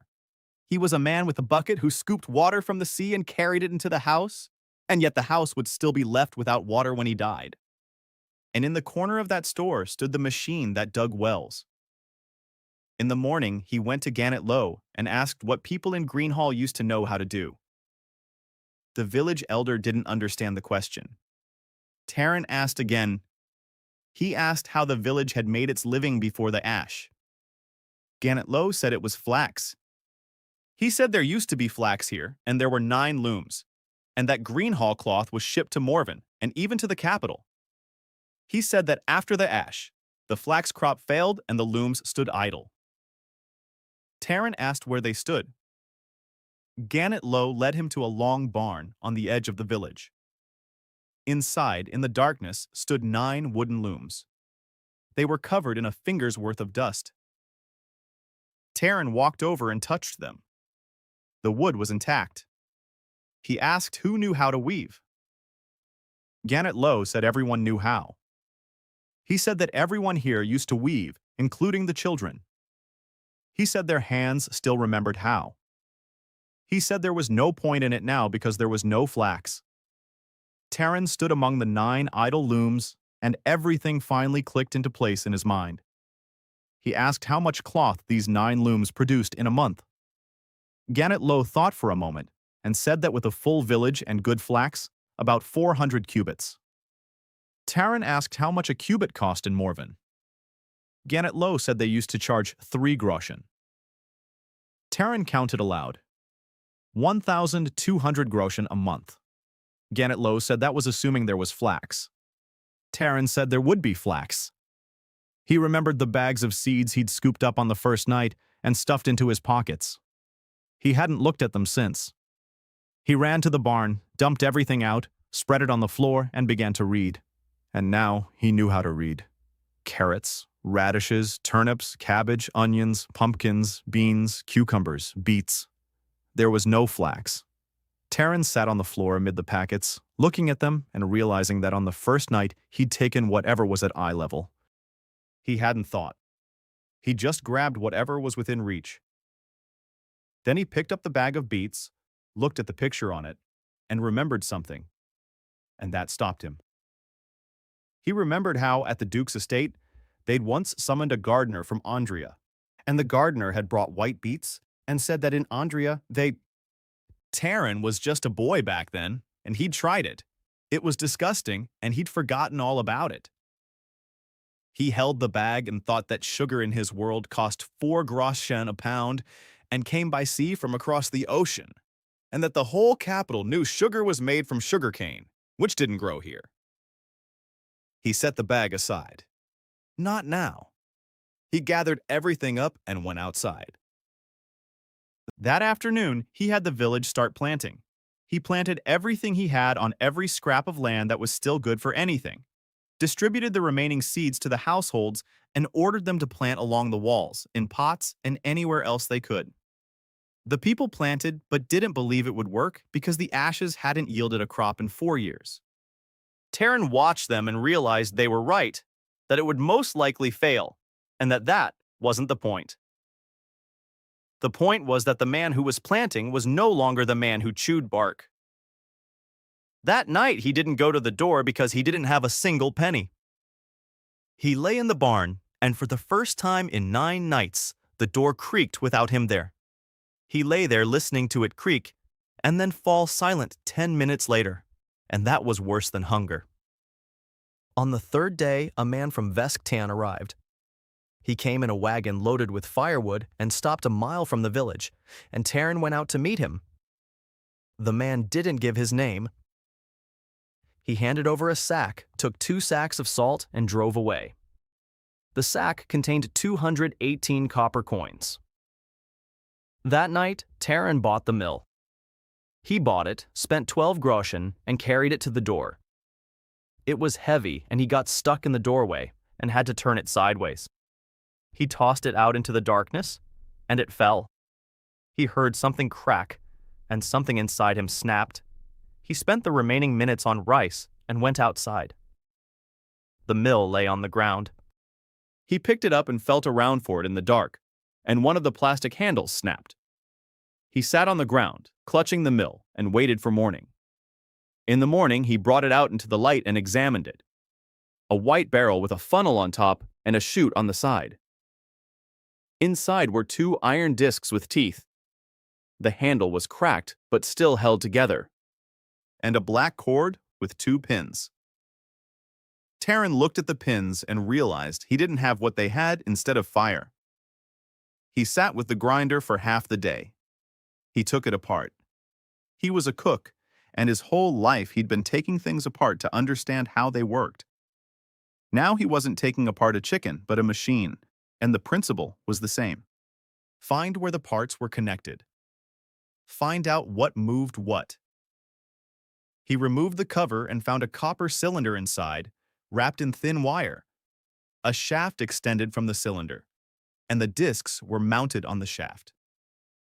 He turned the shaft with his finger, and the discs spun. He turned it harder and heard the teeth meshing with one another. Taryn sat there, staring at the shaft. Then he stood up and went to look for Drew Cast. He asked him if there was a blacksmith in the village. Drew Cast said there had been one, but that he died that winter. He asked if any tools were left. Drew Cast said they dismantled the smithy the day before yesterday and turned it into a barn. Taryn closed his eyes. Then he asked who had dismantled it. It turned out they'd piled the iron behind the barn and hadn't thrown it away because in Greenhall they don't throw away iron. Taryn walked over to the pile and dug through it with his hands. A hammer, pliers, an anvil as heavy as a man, scrap metal. He pulled everything out and looked at it, then looked at the mill. He didn't need their fire. He needed the shaft to turn. For 3 days, Taryn and 4 men built the drive mechanism. They discarded the copper cylinder entirely. They mounted a wooden pulley on the shaft. They set the mill on its frame. They made a large wheel with a handle and connected it to the pulley with a leather belt they'd cut from an old harness. Taryn figured out the proportions by eye and reworked it 4 times. On the 4th day, Drew Cass stood at the handle and began to turn it. The wheel started moving. The belt started moving. The shaft began to spin, and the discs inside hummed, a steady, high-pitched hum. And the whole village stood around listening to this sound that had never been heard here before. Taryn took a handful of rice and poured it into the hopper. Nothing happened for a second. Then flour began to flow from the chute. It flowed in a white stream into the bowl held beneath it, flowing steadily without stopping. 60 people watched the stream of flour and remained silent. Taryn held out his palm beneath the chute, and the flour fell into his hand, warm. He rubbed it between his fingers. It was the finest, finer than in the Duke's kitchen. Gannett Lowe walked over and plunged his hand into the bowl up to his elbow. He asked how long it had taken. Taryn looked at Drew Casta. Drew was turning the handle, and sweat was beading on his forehead, but he turned it with ease. Taryn said the bowl had been ground in about a minute. Gannett Lowe stood with his hand in the flour and said that on hand-cranked millstones, this bowl would take half an hour to grind. He said there had been 2 people in the village who owned millstones, and that both had died. He said the whole village had been eating crushed grain for 4 years because they had nothing to grind it with. Taryn watched the flour flow and did the math. 1 person, 1 handle, 1 bowl per minute. He asked Drew how long he could keep turning without stopping. Drew Cast said an hour. In a week, he'd say 3. Taryn said to set up a second shift and grind around the clock. He said to grind everything. He turned to Gannett Lowe and said that Greenhall no longer sells salt. Gannett Lowe asked, "What?" Taryn said, "Flour." He explained. He said that transporting grain isn't profitable because grain is heavy and everyone transports grain. He said that flour is twice as expensive as grain because milling is expensive. He said they would buy grain for 3 pennies and sell flour for 9, and no one would ever ask where the flour came from. Because flour is what mills make, and they now have a mill, it's visible, it can be heard, and it stands right in the middle of the yard. Gannett Lowe stood there looking at it and slowly began to understand. He said very quietly that now the village had an answer. Taryn said yes. He said that for 4 months he'd been thinking about how to hide where the food came from. He said there was no need to hide it. There had to be an answer. He said that now, for any question about where Greenhall got its grain, there was an answer, and the answer was that Greenhall was grinding it. He said it was a lie, but a lie you could touch. That evening, he stood by the mill and listened to it humming in the darkness and to the second shift at work. Then Iska came running. She was running from the road and screaming.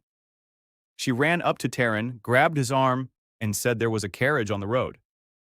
Taryn asked whose it was. Iska said she didn't know. She said there was a coat of arms painted on the carriage.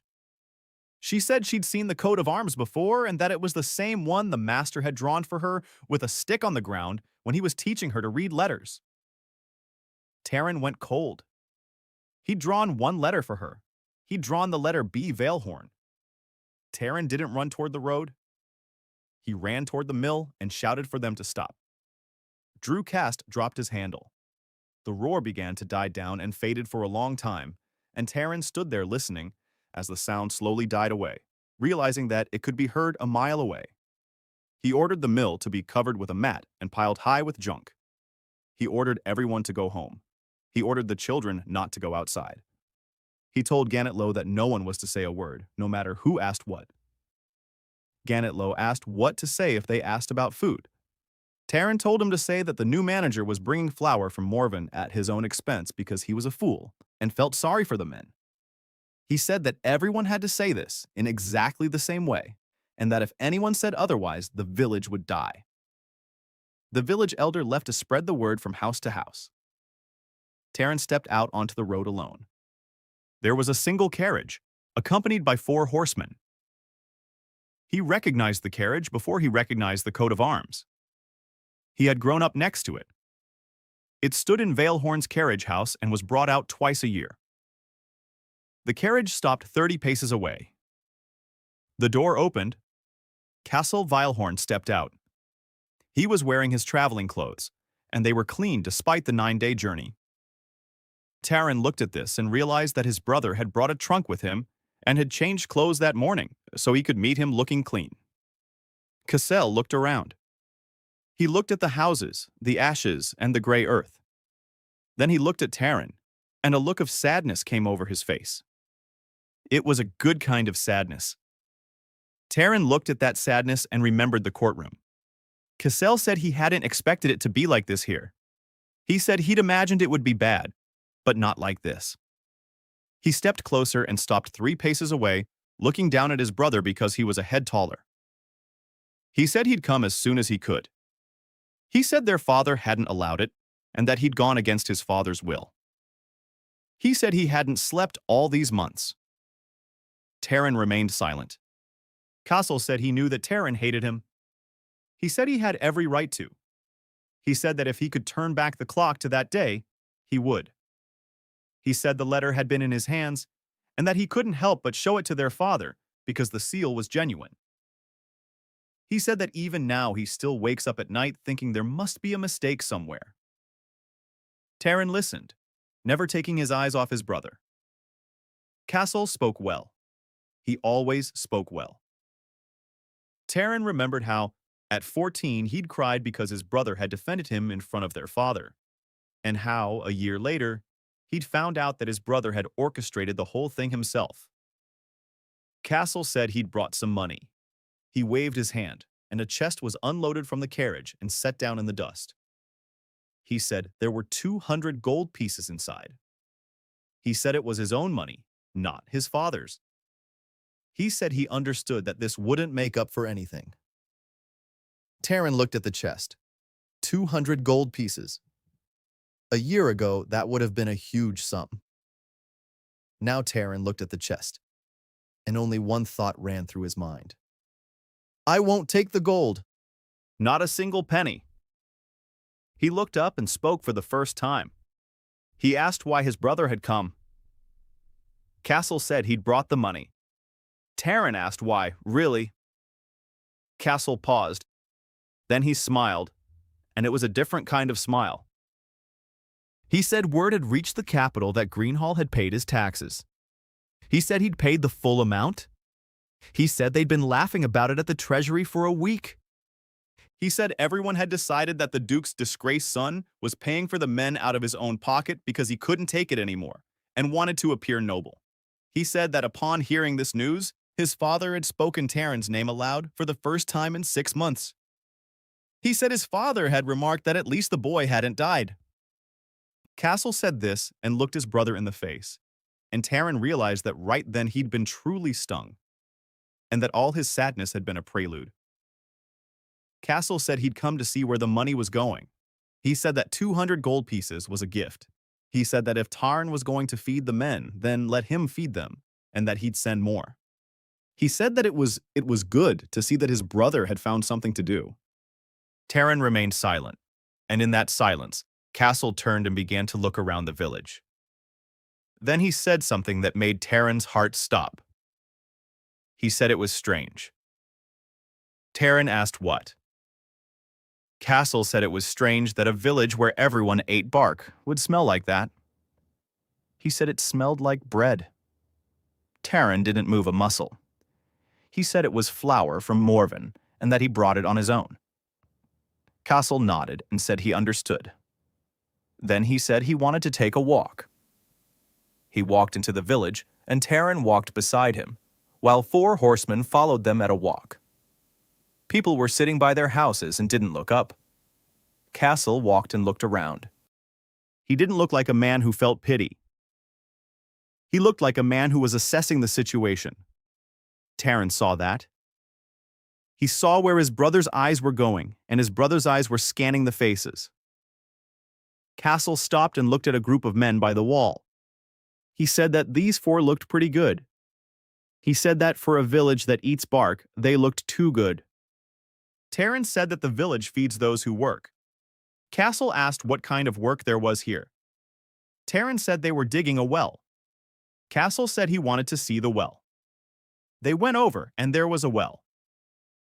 Taryn had ordered them to start digging it 2 weeks ago, and there was water in it, with fresh dirt piled around it.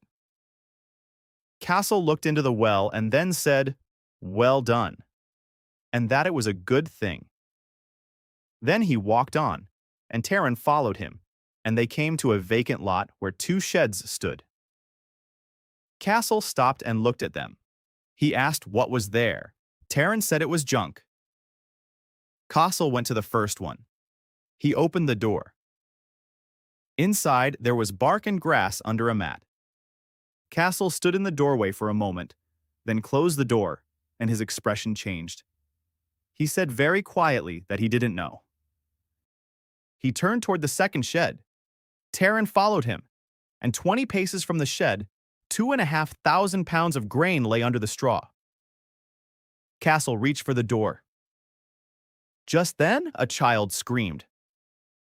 Iska darted out from around the corner, ran full speed into Castle's legs, fell, and began to scream. She screamed as if she were being slaughtered. Castle recoiled. 2 horsemen jumped down from their horses. Iska was rolling on the ground, clutching her leg and screaming that her leg was broken. People came running out of their houses.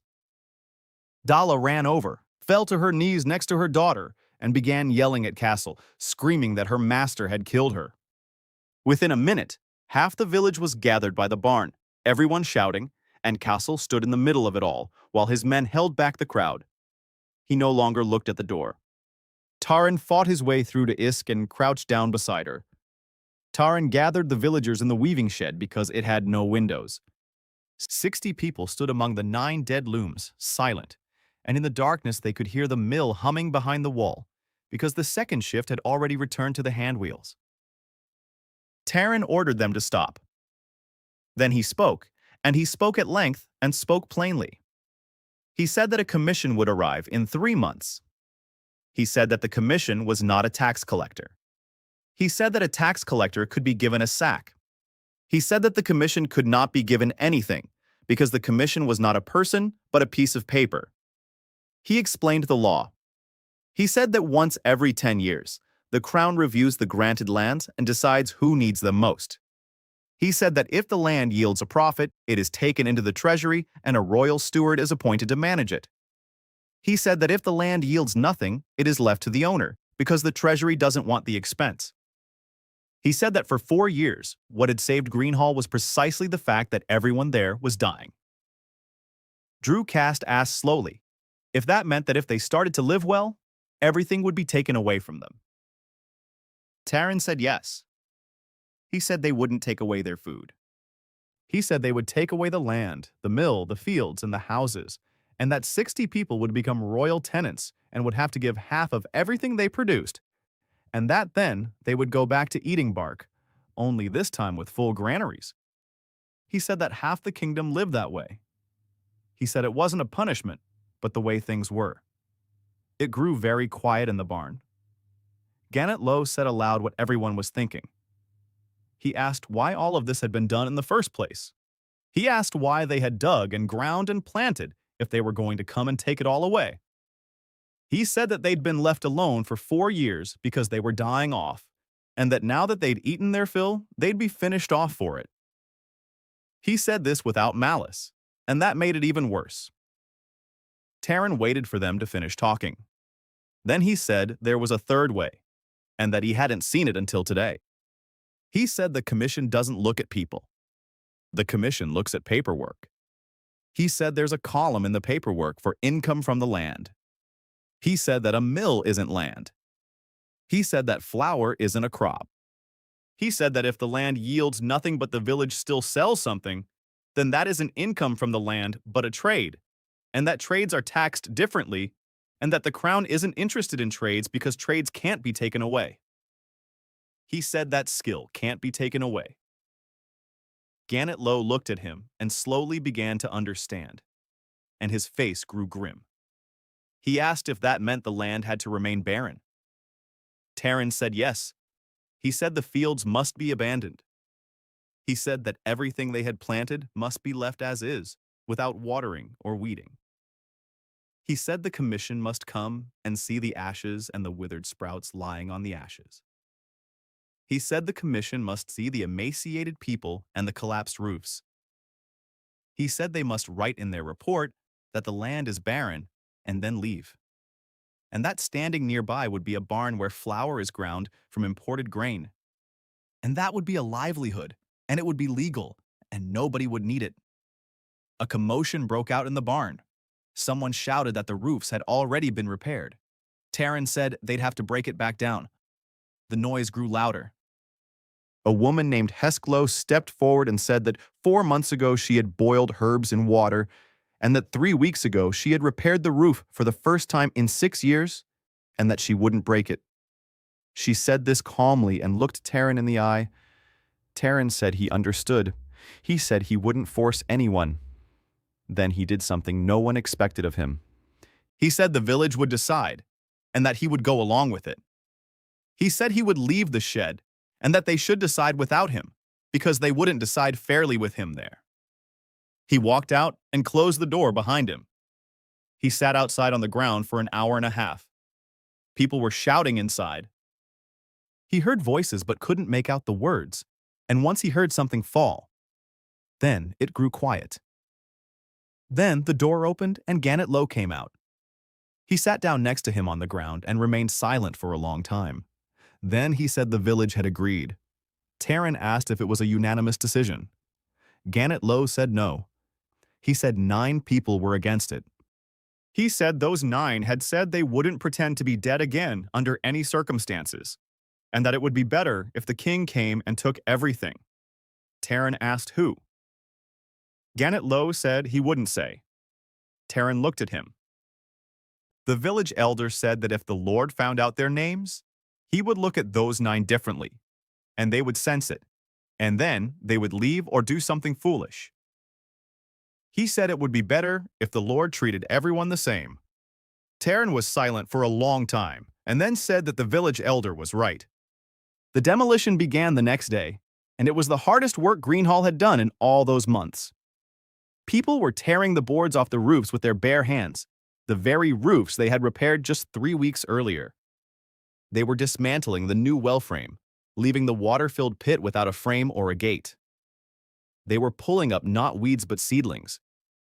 Taryn walked around watching and saw a woman pulling up the cabbage she had planted herself, how she did it in silence, and how her hands were trembling. He walked over and told her to stop. He told her not to pull them up.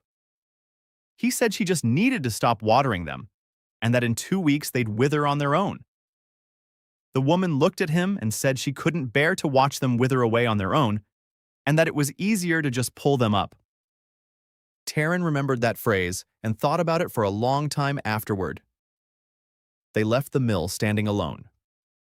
Taryn moved it inside the weaving shed so the walls would muffle the rumble and ordered that it be run only at night. He posted 2 boys on the road to keep watch and taught them how to whistle.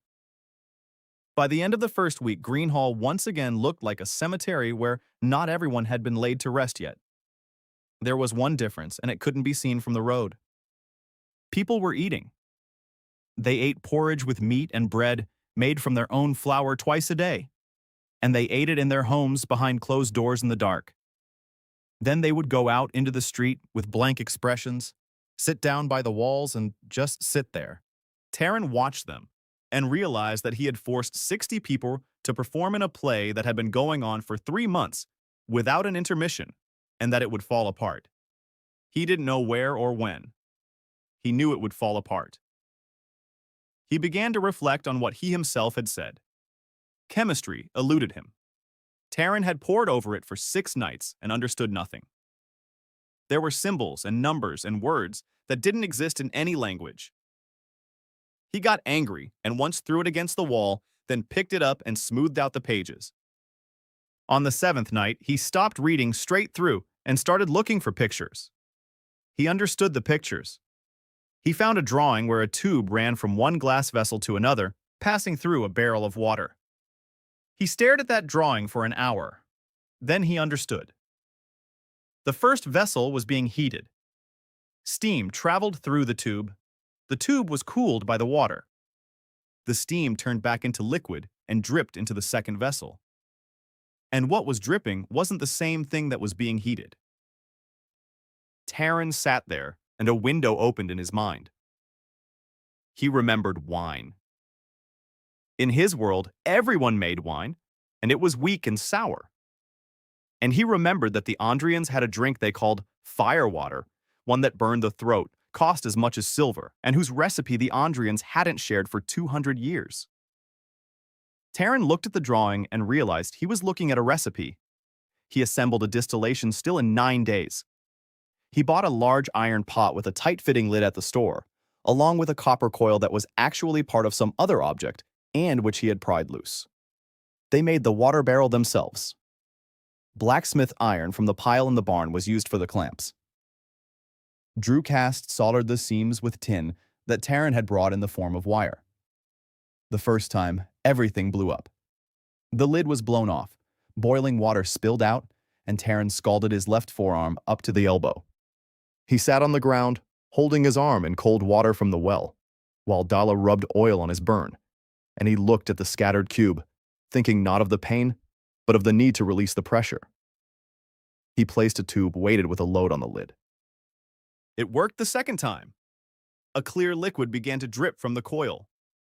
Taryn held out a mug and watched as the clear liquid dripped into it. He collected half a mug's worth in an hour. He sniffed it. He held it up to a candle, and the liquid flared blue and burned on the surface, and Taryn watched the water burning in the mug while the whole village stood around, not a breath to be heard.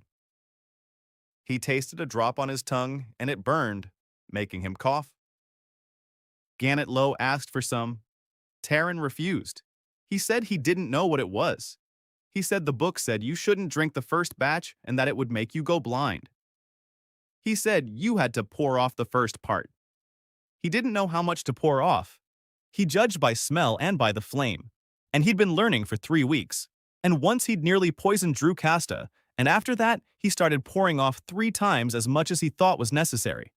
By mid-September, he was distilling smoothly. He was distilling from spoiled grain that he bought at the cheapest price in the store, grain that no one would have bought anyway. And he was turning it into the very thing the people of Andria paid silver for. The yield was poor. From 1 pud of grain, he got 2 shtovs. He did the math. A pud of spoiled grain at the store cost 1/4 of a grosch. A shot of Andrian firewater in Morven cost 40 grosch. Taryn sat there with these numbers, unable to believe them, and recalculated 6 times. 1/4 of a grosch turned into 80. He sent for Veskatan. They met on the road 4 miles from the village, near a burned-down mill that no one used anymore. Taryn brought the bottle. Veskatan opened it and sniffed it, and her expression changed. She tasted it. She was silent for a long time. Then she asked where it came from. Taryn said he made it himself. Vesktan said that was impossible. Taryn said it was possible and that he would show her as soon as she stopped asking where it came from. She fell silent. Then she named some figures. She said that in Morven, 4 shops sell Andrian water, and all 4 get it from one person, and that person smuggles it across the border and pays at the border. She said that the war with Andria has been going on for 8 years, and that the war smolders and flares up intermittently, and that last week the border was closed completely. She said that prices had already gone up and would keep rising all winter. She said that if Taran gave her 20 stoffs a month, she'd make him rich by spring. Taran asked how much that was in copper. Vaskatan counted with her finger in the dust on her scales. She said that 20 chests was 800 grosh a month at the current price and 1,500 by January. She said that was just Morven. She said that if he aimed higher, there was the capital.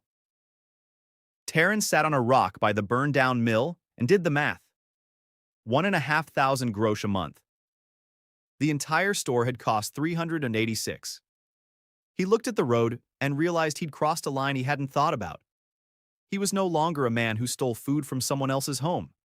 He was a man who made something that didn't exist in this world and sold it for money with which to buy things that didn't exist in this world. The circle was complete.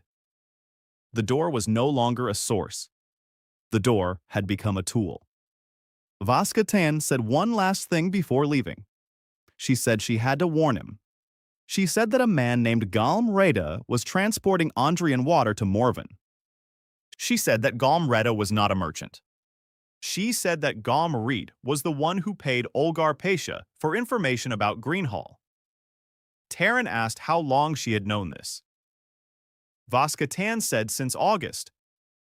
Taran asked why she hadn't said anything. She said he hadn't asked and that she had warned him right from the start not to expect honesty from her. She said she was speaking up now because it was her money too. She left. Taran returned to the village where they were waiting for him. Gannet Low was standing by the barn and 3 others were with him. The village elder said a man had gone missing. Taran asked who. Gannet Low said it was Vep Thorn. Taran didn't remember. Gannet Low said that Vep Sorn was one of the 9 who had voted against it. Taran felt a chill run down his spine. He asked when. Gannet Low said he'd been missing since last night. He said his wife thought he was out in the field. He said he wasn't in the field. He said his boot wasn't there either. Taran asked where he might have gone. Gannet Low said to Morven. Taran asked why. Gannet Low remained silent. Then he said that Vep Thorn had been saying for 2 weeks that he was tired. He said that Vep Thorn had said he didn't understand why he should pretend to be dead when there were 3,000 pounds in the pit. He said that Vep Thorn had said that if the crown took the land, then so be it, because at least the royal administrator didn't force them to tear down their own roof. He said that Vep Thorn had said all this loudly and in front of people, and that they had listened to him. Taran asked how many people had listened. Gannet Low said enough. Taran stood there looking at the road to the north. 2 days to Morven. The man left last night. That means he'll be there tomorrow.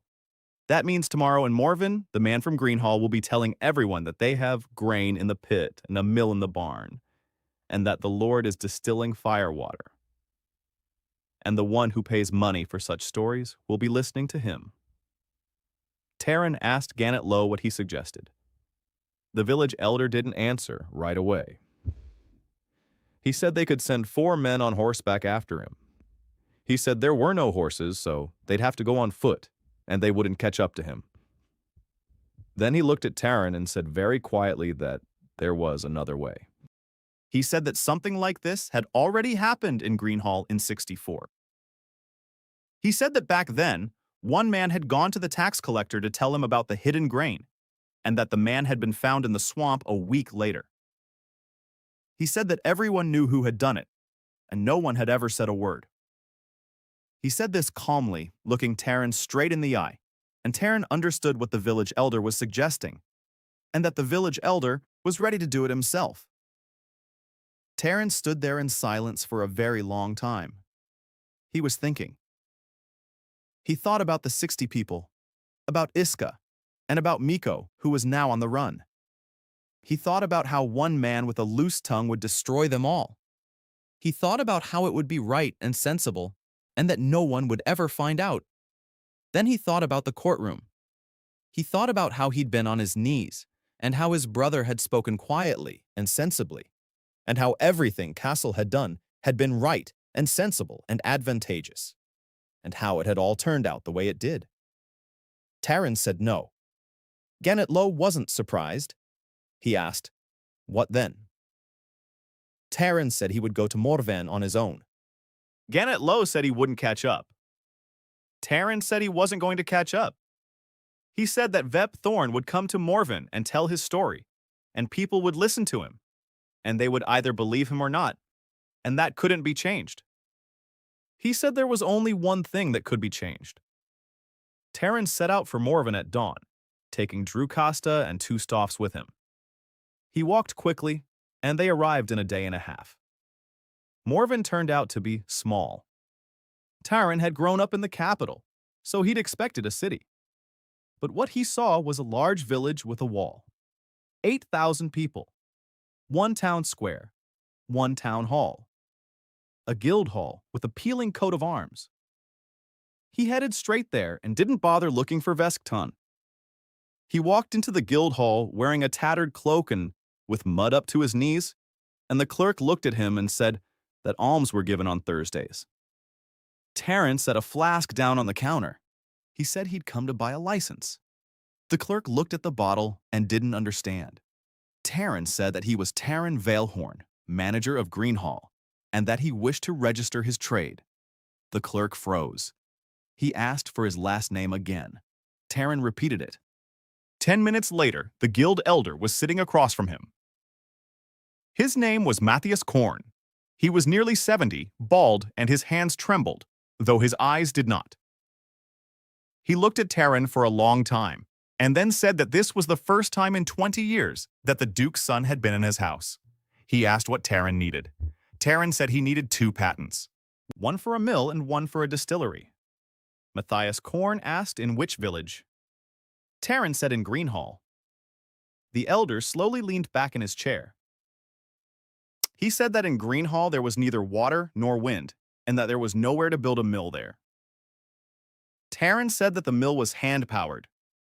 Matthias Korn said that hand-powered mills weren't patented because they weren't a trade, but a household activity. Taran said that his mill produced 12 poods of flour a day. The foreman didn't believe him. He said that 12 poods was the output of a watermill with 2 wheels. Taran said that if the sergeant came, he'd see for himself. Matthias Korn sat there thinking. Then he asked about the second patent, and his voice changed. He asked what kind of distillery it was. Taran set a second bottle on the table and opened it. The foreman took a sniff. His expression didn't change. He asked for a cup, poured himself a 2-finger pour, drank it, and sat there with his eyes closed. Then he said it was Andrian. Taran said no. Matthias Korn opened his eyes and said that he'd been drinking Andrian for 40 years and that this was it. Taran said it had been made in Greenhall 9 days ago. The sergeant set down the cup. He said very quietly that if that were true, then the gentleman had just killed a man in this town. Taran asked who. Matthias Korn said Gom Red. He said that Gom Redda had been transporting water across the border for 8 years, and that all of Morven drank from him. He said that Gom Redda had doubled the price last week because the border had been closed. He said the whole town was complaining, but still paying. He said that if they could get their own water, Galmareed would be finished. Taran asked what it would take. Matthias Korn said it would take 200 coins for a distillery license and 100 for a mill license. Taran laid 300 coins on the table. That was all the copper he'd brought with him. The foreman looked at the pile of copper, then looked up and said something strange. He asked why copper. Taran had been expecting that question the whole way. He said that the village pays in copper because it's poor and that he collects whatever he can find. Matthias Korn nodded, and Taran realized that the foreman had accepted the explanation. That word of it would spread throughout the town, and that this was a good thing. It took 2 hours to draw up the contracts. Taryn sat there, watching every line, and once stopped the clerk. In the section on raw materials, the clerk had written grain from the local harvest. Taryn ordered him to correct it to imported grain. Matthias Korn looked at him. Taryn said that Greenhall hadn't produced a harvest in 4 years and that the document had to contain the correct term. The foreman smiled slowly and said he understood, and that the section on income from the land would remain blank. He said he saw before him a man who had read the Land Act. Taryn said he had read it. Matthias Korn said that the Land Commission would arrive in Morven in October and that he served as the 3rd member of that commission in his capacity as guild elder. Taryn froze. Matthias Korn said he was 71 years old and had seen 4 such commissions. He explained that the commission consisted of 3 people: the royal surveyor, the royal treasurer, and a local guild elder who signed to confirm what he had seen. He added that the first 2 would arrive for 2 days and wanted nothing but food, a bed, and a signature. He said that the local official is the one who writes the document. Taryn asked what the elder wanted. Matthias Korn laughed, and laughed for a long time, and then coughed. He said that the young gentleman was a good merchant and a bad person, and that they were one and the same. He said he wanted nothing. He said he was 71, that he had no children, and that he would die before the next commission. He said he simply hated Galma Reeds. He said this calmly, and Taryn realized that behind these words lay something that happened 20 years ago, and that he would never know what it was. Taryn left the guild hall with 2 licenses tucked under his arm. In the square, he saw Vep Sorn. He was sitting on the steps of City Hall. He looked terrible. He'd been walking for 2 days straight and hadn't eaten. He saw Taryn, jumped to his feet, and backed away. Taryn approached, and Vep Sorn held his hands out in front of him. Taryn asked if he'd told the man. Vep Sorn said he had. He said he'd found the man and told him everything. He said this defiantly, his voice trembling. Taryn asked how much they'd paid him. Vep Thorn remained silent. Taryn asked again. Vep Thorn said nothing.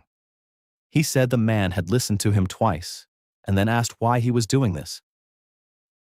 He said the man had told him that everyone in Morven knew about the mill in Greenhall because the manager himself had come to the guild that morning and bought the license.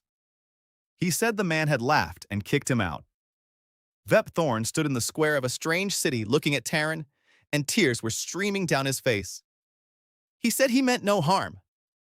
He said he was just tired of tearing down his own home with his bare hands. He said he had a son, and that his son had asked why Dad was taking down the boards, and that he hadn't been able to answer. Taryn listened. Then he took the bag off his shoulder, pulled out some bread, and gave it to him. Vep Thorn took it but didn't eat it. He just held it. Taryn said that the village was heading home today and that he could go with them. Vep Thorn asked what would happen to him. Taryn said nothing would happen. Vep Thorn said he didn't believe him. Taryn said it was his own business. The 3 of them walked back together, and the whole way Vep Thorn walked 3 paces behind, expecting to be killed at the very first turn. But he wasn't killed, and by the end of the second day, he was walking alongside them and talking nonstop out of fear. They arrived at Greenhall. They arrived at night. The village was awake. Gannet Lowe came out to meet them and saw Vep Thorn alive. He looked at Taryn, and in his gaze was something Taryn hadn't seen there before. The village elder did not approve. He was looking at the man who had betrayed the village and returned with it in his arms, and he did not accept it and had no intention of accepting it.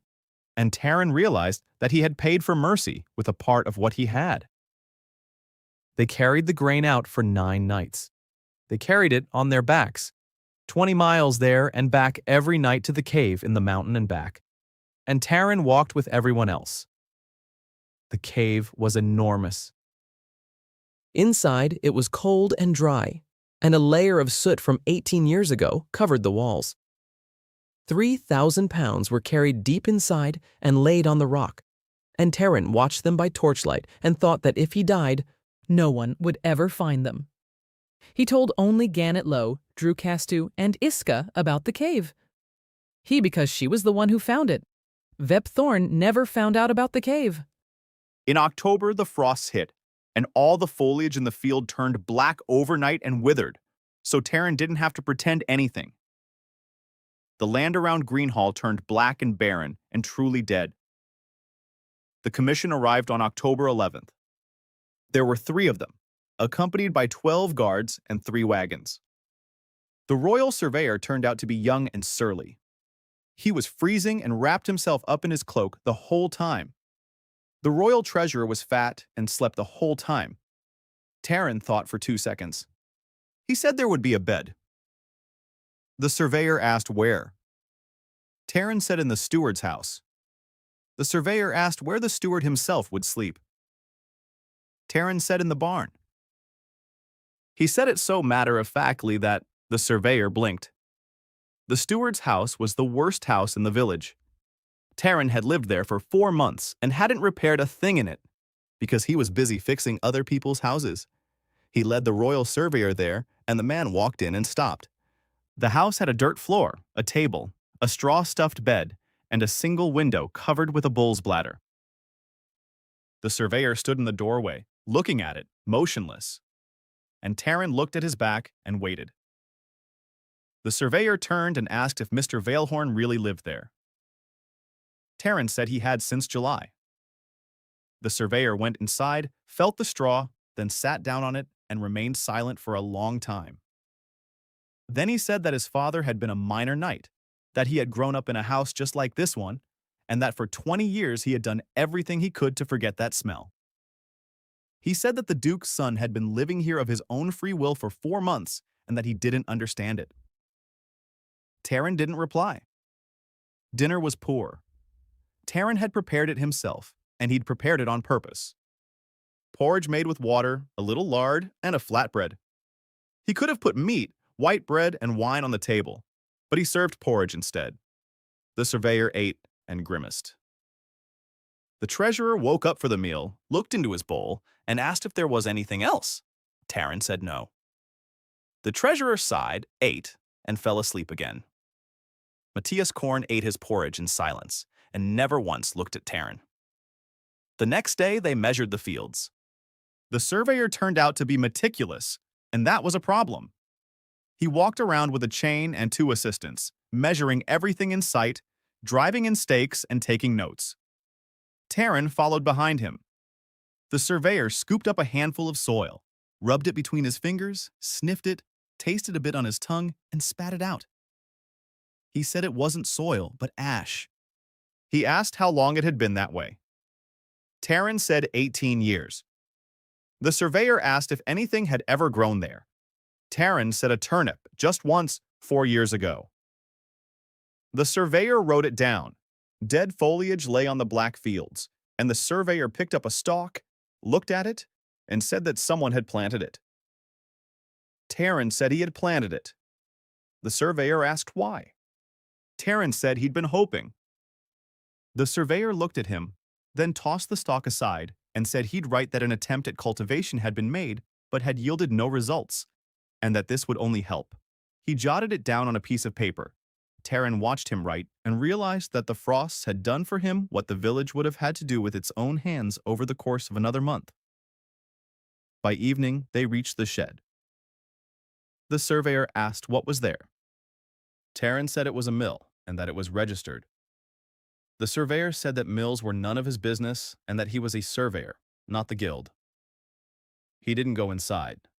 Matthias Korn, who was walking behind him, said in an even voice that he had personally inspected the mill in September, that it was listed in the registry under a specific number, and that the operation was registered in accordance with all regulations. He lied without batting an eye. He had never been to Greenhall even once. The surveyor waved his hand and walked on. On the 3rd day, everything nearly came crashing down. In the morning, 3 men arrived in the village on horseback. They didn't come by the road, but from the east, across the fields. Leading the way was a man of about 50, wearing a fine cloak and sporting a gray beard. He rode straight into the center of the village, where the commission's carriage was parked, dismounted, and asked loudly who the royal surveyor was. Gannet Low nudged Taran and said one word, Galmrita. The surveyor emerged from the steward's house. Galmrita bowed to him and said that he was a merchant from Morven and that he had come to report a crime. He said that grain was being hidden in this village. He said that a resident of this very village had personally informed him of this. He said that the grain was hidden in a pit under a shed on a vacant lot. Taran stood 20 paces away and did not move. The surveyor looked at Galmrita, then at Taran, and then back at the merchant, and asked who he thought he was to the Royal Commission's work. Galmrita said he was a loyal subject. The surveyor said he saw before him a merchant who had come from the east across the fields, bypassing the road and the checkpoint. Galmrita said that was the shorter way. The surveyor said the shorter way was when you didn't want to be seen. Taran watched this and realized that the merchant had made his one and only mistake. He was in a hurry. He was rushing to make it before the commission left, and he entered from the wrong side and spoke in the wrong tone. And the surveyor, who had spent 3 days freezing in a dilapidated house and eating watery porridge, saw before him a well-fed, wealthy man on a fine horse, and everything he had forgotten over the past 20 years welled up inside him. But the surveyor was a civil servant. He said they would. They went to the vacant lot. Everyone walked there. Galmrita led the way, walking quickly and confidently, while Taran followed behind, watching his back. The shed stood there. Galmrita pointed at it and said, "It's here." The surveyor ordered them to open it. Inside lay junk and broken barrels. Galmrita said it was under the floor. He said they needed to dig. The surveyor looked at Taran, and Taran shrugged and told them to dig. They dug for 2 hours. Galmrita's men dug, and they dug quickly and furiously. They removed the straw, stepped out onto the trampled earth, and began striking with their pickaxes. Taran stood and watched. The pit was real. He hadn't filled it in because it would have been impossible to fill in a pit 20 paces deep, as tall as a man, in 9 nights, and because he had other plans. At a depth of 1 arshin, the shovel struck wood. Galmrita shouted, "There it is!" They cleared away the debris, uncovered the wooden floorboards, tore them off, and there was a pit below. It was empty. It was huge and empty, and at the bottom lay rotten straw and standing water.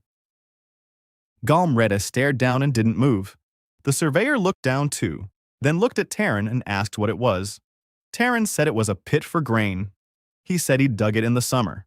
He said he'd hoped to harvest the grain and store it for the winter, but there had been no harvest, so the pit stood empty. He said the bottom had flooded because the water table was an arshin deep there. He said that now it was good for nothing but drowning oneself. The surveyor stared into the pit for a long time. Then he turned to Galmrita, and his voice grew very quiet. He asked if the merchant had paid for the trip here. Galmrita said he'd been cheated. The surveyor asked by whom. Galmrita said by a villager. The surveyor asked the villager's name. Galmrita said Vepsorn.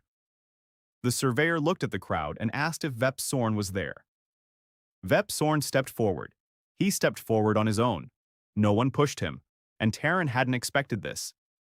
The surveyor asked him if he had told this man that there was grain in the pit. Vepsorn stood there in silence. The surveyor repeated the question. Vepsorn looked at Taran. Then he looked at Galmrita. Then he said that he had told him.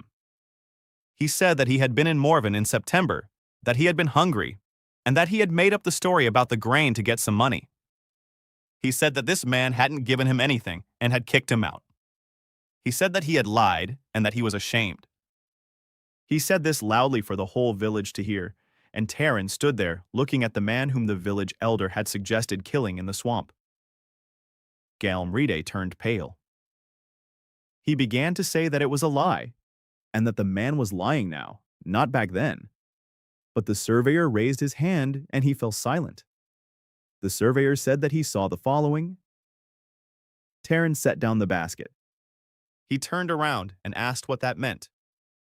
Ren said the store was closing. Taran asked why. Ren said he didn't know. He said he'd received orders. Taran asked from whom. Ren remained silent. Taran walked over to the table, placed his palms on it, and asked for the third time in 5 months who the owner was. And this time, Ren answered. He said he didn't know the name. He said he'd seen him only once in all that time. He said it was 4 years ago when he was hired. He said that man didn't say a word and just watched. He said that since then, he's been sitting here every night, that his shift always ends at 6, and that over the past 4 years, more than one Taran had come through that door. Taran froze. He asked how many. Ren said 6. He said the first one came for 3 months. He said that one only took gold. He said he'd come in, pile jewels on the table, demand something, and couldn't understand why they wouldn't take it from him. And that once he came with people and weapons and tried to take it by force, and that the door simply wouldn't open the next night. He said the second one was a woman, and that she came for 2 years, and that she bought medicine, and that she cured a great many people, and that one day she stopped coming, and he doesn't know why. He said the third one came 4 times and then never again. He said that the fourth and fifth were from the same place, and that they killed each other over copper right at the door, and that he saw it. He said that the sixth was Taran. Taran stood there listening, and the light above the door burned for 8 minutes. He asked why copper. Ren said that now he could tell him, and that it was the only thing he'd figured out for himself in 4 years. He said that copper isn't about money. He said that copper is a filter. He said that a man who has gold will come and buy everything at once and leave rich, and nothing will change. He said that a man who has only copper must first learn to gather copper. He said that to do this, one must build something that produces copper. He said that whoever built it no longer needs the door. Taran stood there looking at him, and then he laughed, and laughed for a long time. And it was bitter and joyful at the same time. He said that the door wasn't closing because he had done something wrong. Ren said no. Taran said that the door closes because she no longer needs him. Ren looked at him and said he didn't know. Then he said that in 4 years, not one of the 6 had ever asked him what his real name was. Taran asked how. Ren said he didn't remember. He said it calmly, and Taran looked into his face and saw something there he hadn't seen in 5 months. He saw a man who sat alone in that light every night. Taran asked what would happen to him when the door closed. Ren shrugged and said his shift ended at 6. 6 minutes. Taran walked along the shelves one last time, and he didn't take a single bag of rice. He took seeds. He took all the seeds there were and shoveled them into the basket, 90 bags in all. Then he ran to the far corner and grabbed 3 books. One was thick and Taran didn't know what was in it, so he took it just in case. Then he went to the metal section. He took a second mill. He took a hacksaw, files, a hammer, and a drill, and he chose tools over machines because in 5 months he'd learned the most important thing. You can't fix a machine, but with tools, you can build a machine. 3 minutes. He laid out all the copper he had on the table. 400 coins. Ren counted it out and said 60 were missing. Taran looked at the basket and began taking things out. He took out the mill. He took it out, set it on the floor, looked at it, and thought that he already had one and that he'd make the second one himself in a month. Ren counted it again and said there was enough now. 1 minute. Taran began tossing everything over the threshold. Seeds, books, tools. He tossed out the last bundle and turned around. Ren was standing by the table, looking at him. Taran asked him if he wanted to go out. Ren didn't understand. Taran pointed to the door and said that outside was night and the village, and that there were 60 people and a mill, and that there was room there. He said he didn't know what would happen, but that they could try. Ren looked at him, then looked at his table and the empty shelves. He said his shift went until 6. Taran nodded. He said he understood. He said thank you, and it was the first thank you in 5 months. Ren raised his hand and waved to him, just as he had on that first night. 20 seconds. Terran stepped over the threshold back into the darkness and sat down on the ground among his loot. The numbers reached 0. The white light went out for the last time. He sat in the darkness on a sack of seeds and listened to the silence. He sat there until morning, and in the morning he felt along the wall. Brick, 200 years old, nothing. He left the barn at dawn, and the village stood in the street. They hadn't slept. They'd been waiting for him, just as they'd waited every morning for the past 5 months, not knowing exactly what they were waiting for. Terran stood before them and said that the door was gone. He didn't explain which door. He looked at them and realized there was no need to explain, that they'd known all along and simply had never asked. 60 people stood in silence. Drewcast was the first to speak. He asked if there would be flour. Terran said the mill was still there. Drewcast nodded and walked over to the barn, and a minute later a rumbling sound came from inside. Gannett Low asked if there would be grain. Terran said there were 2,000 pounds in the mountain and that it would last until spring if they rationed it. Heskalo asked if there would be water. Terran said that the vat was ready, that there was grain, and that they could keep distilling as long as the grain lasted. Iska asked if there would be sugar. Terran looked at her, then reached into a sack, pulled out a package, tore it open, and poured white seeds into her palm. He said there would be sugar in a year. He said these were beets, that sugar is boiled from them, and that no one in this kingdom knows how to do it. He said they would learn, and that for the first 3 years, the results would be poor. Iska looked at the seeds in her palm and said that in a year she would be 10. They had a hard time getting through the winter. The grain ran out in February, and for the last 6 weeks they ate only once a day, and Terran measured out the portions again. No one died.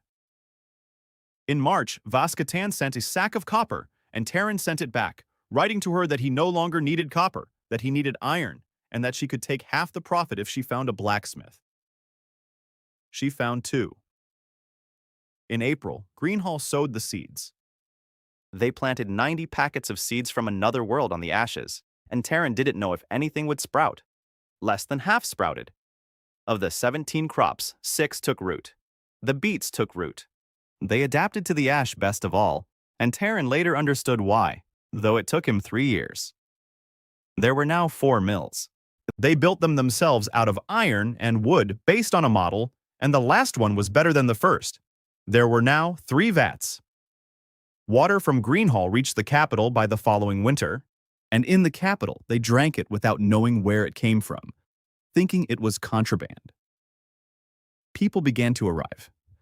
The first to arrive were 8 people from a neighboring village in May, and they asked for work. Terran hired them. By fall, 190 people were living in Greenhall. 2 years later, there were 400.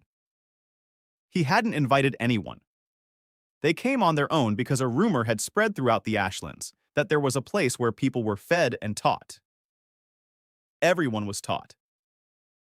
Terran made this a rule from the very first winter. Everyone who arrived learned to read and count, and Isk taught him these things, both because she had been the first to learn and because she was better at it than he was. By the time she was 14, she was keeping the accounts for the entire village and knew numbers better than Vesktan. Terran once heard a money changer haggling with her and losing. Sugar was produced in the 4th year. It was gray, there wasn't much of it, and it tasted disgusting. In the 6th year, it turned white. Terran brought the first block of sugar to Morven. Matthias Korn was no longer alive, so he left it on his grave, and that was the only sentimental thing he'd done in 10 years. Castle came 2 more times.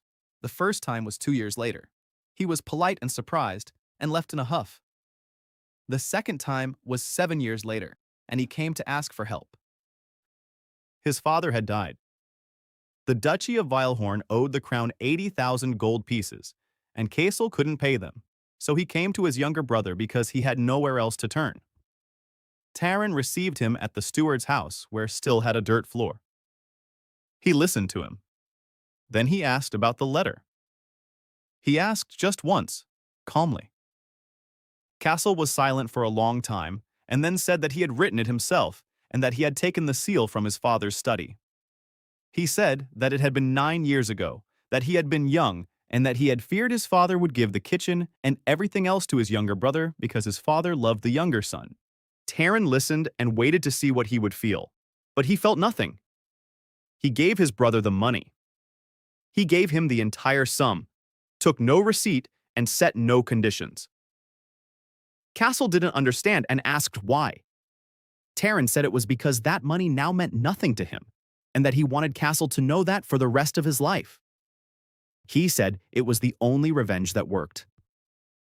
Castle left, and they never spoke again. 11 years after that first night, Taran Veilhorn stood on a hill overlooking Greenhall. The town lay below. 6,000 people. 14 mills on the river they had dug. A sugar factory, 3 schools, a foundry, the road to Morven, which had taken 9 years to pave. The fields were green because, over the course of 11 years, they'd realized that ash isn't dead, but simply acidic, and that lime cures it, and that the lime lies 2 miles to the south, and that no one knew this because no one had ever tried. Iska. Iska stood up. She was 20 and carried the papers and kept track of everything that could be kept track of. She said a request had come from the capital. She said the crown wished to know where the sugar in the ashlands came from. Taran asked what she had replied. Iska said she'd told the truth. She said she'd written that the sugar came from beets and that the beets came from the earth, and that the earth here had been dead 11 years ago, and that if the crown wished, it should come and see for itself and learn. Taran laughed. He stood there looking down at the city that wasn't supposed to exist, thinking about the old iron door that hummed in the darkness. He thought about it often in the early years, then less frequently, and eventually almost stopped altogether. He never found out who had opened it or why, and he had long since stopped looking for an answer. He knew only one thing, and he knew it for certain. The door gave him food, and the food ran out. The door gave him grain, and the grain was eaten. The door gave him a tool, and the tool broke, and they remade it better. And only one thing among all that he had brought out from there had not run out, had not been eaten, and had not broken. It now lay 6,000 heads below, and neither the crown, nor his brother, nor hunger, nor time could take it away from him. He turned and walked down into the city, and Iska walked beside him, talking about the request from the capital and how they had to respond by Thursday.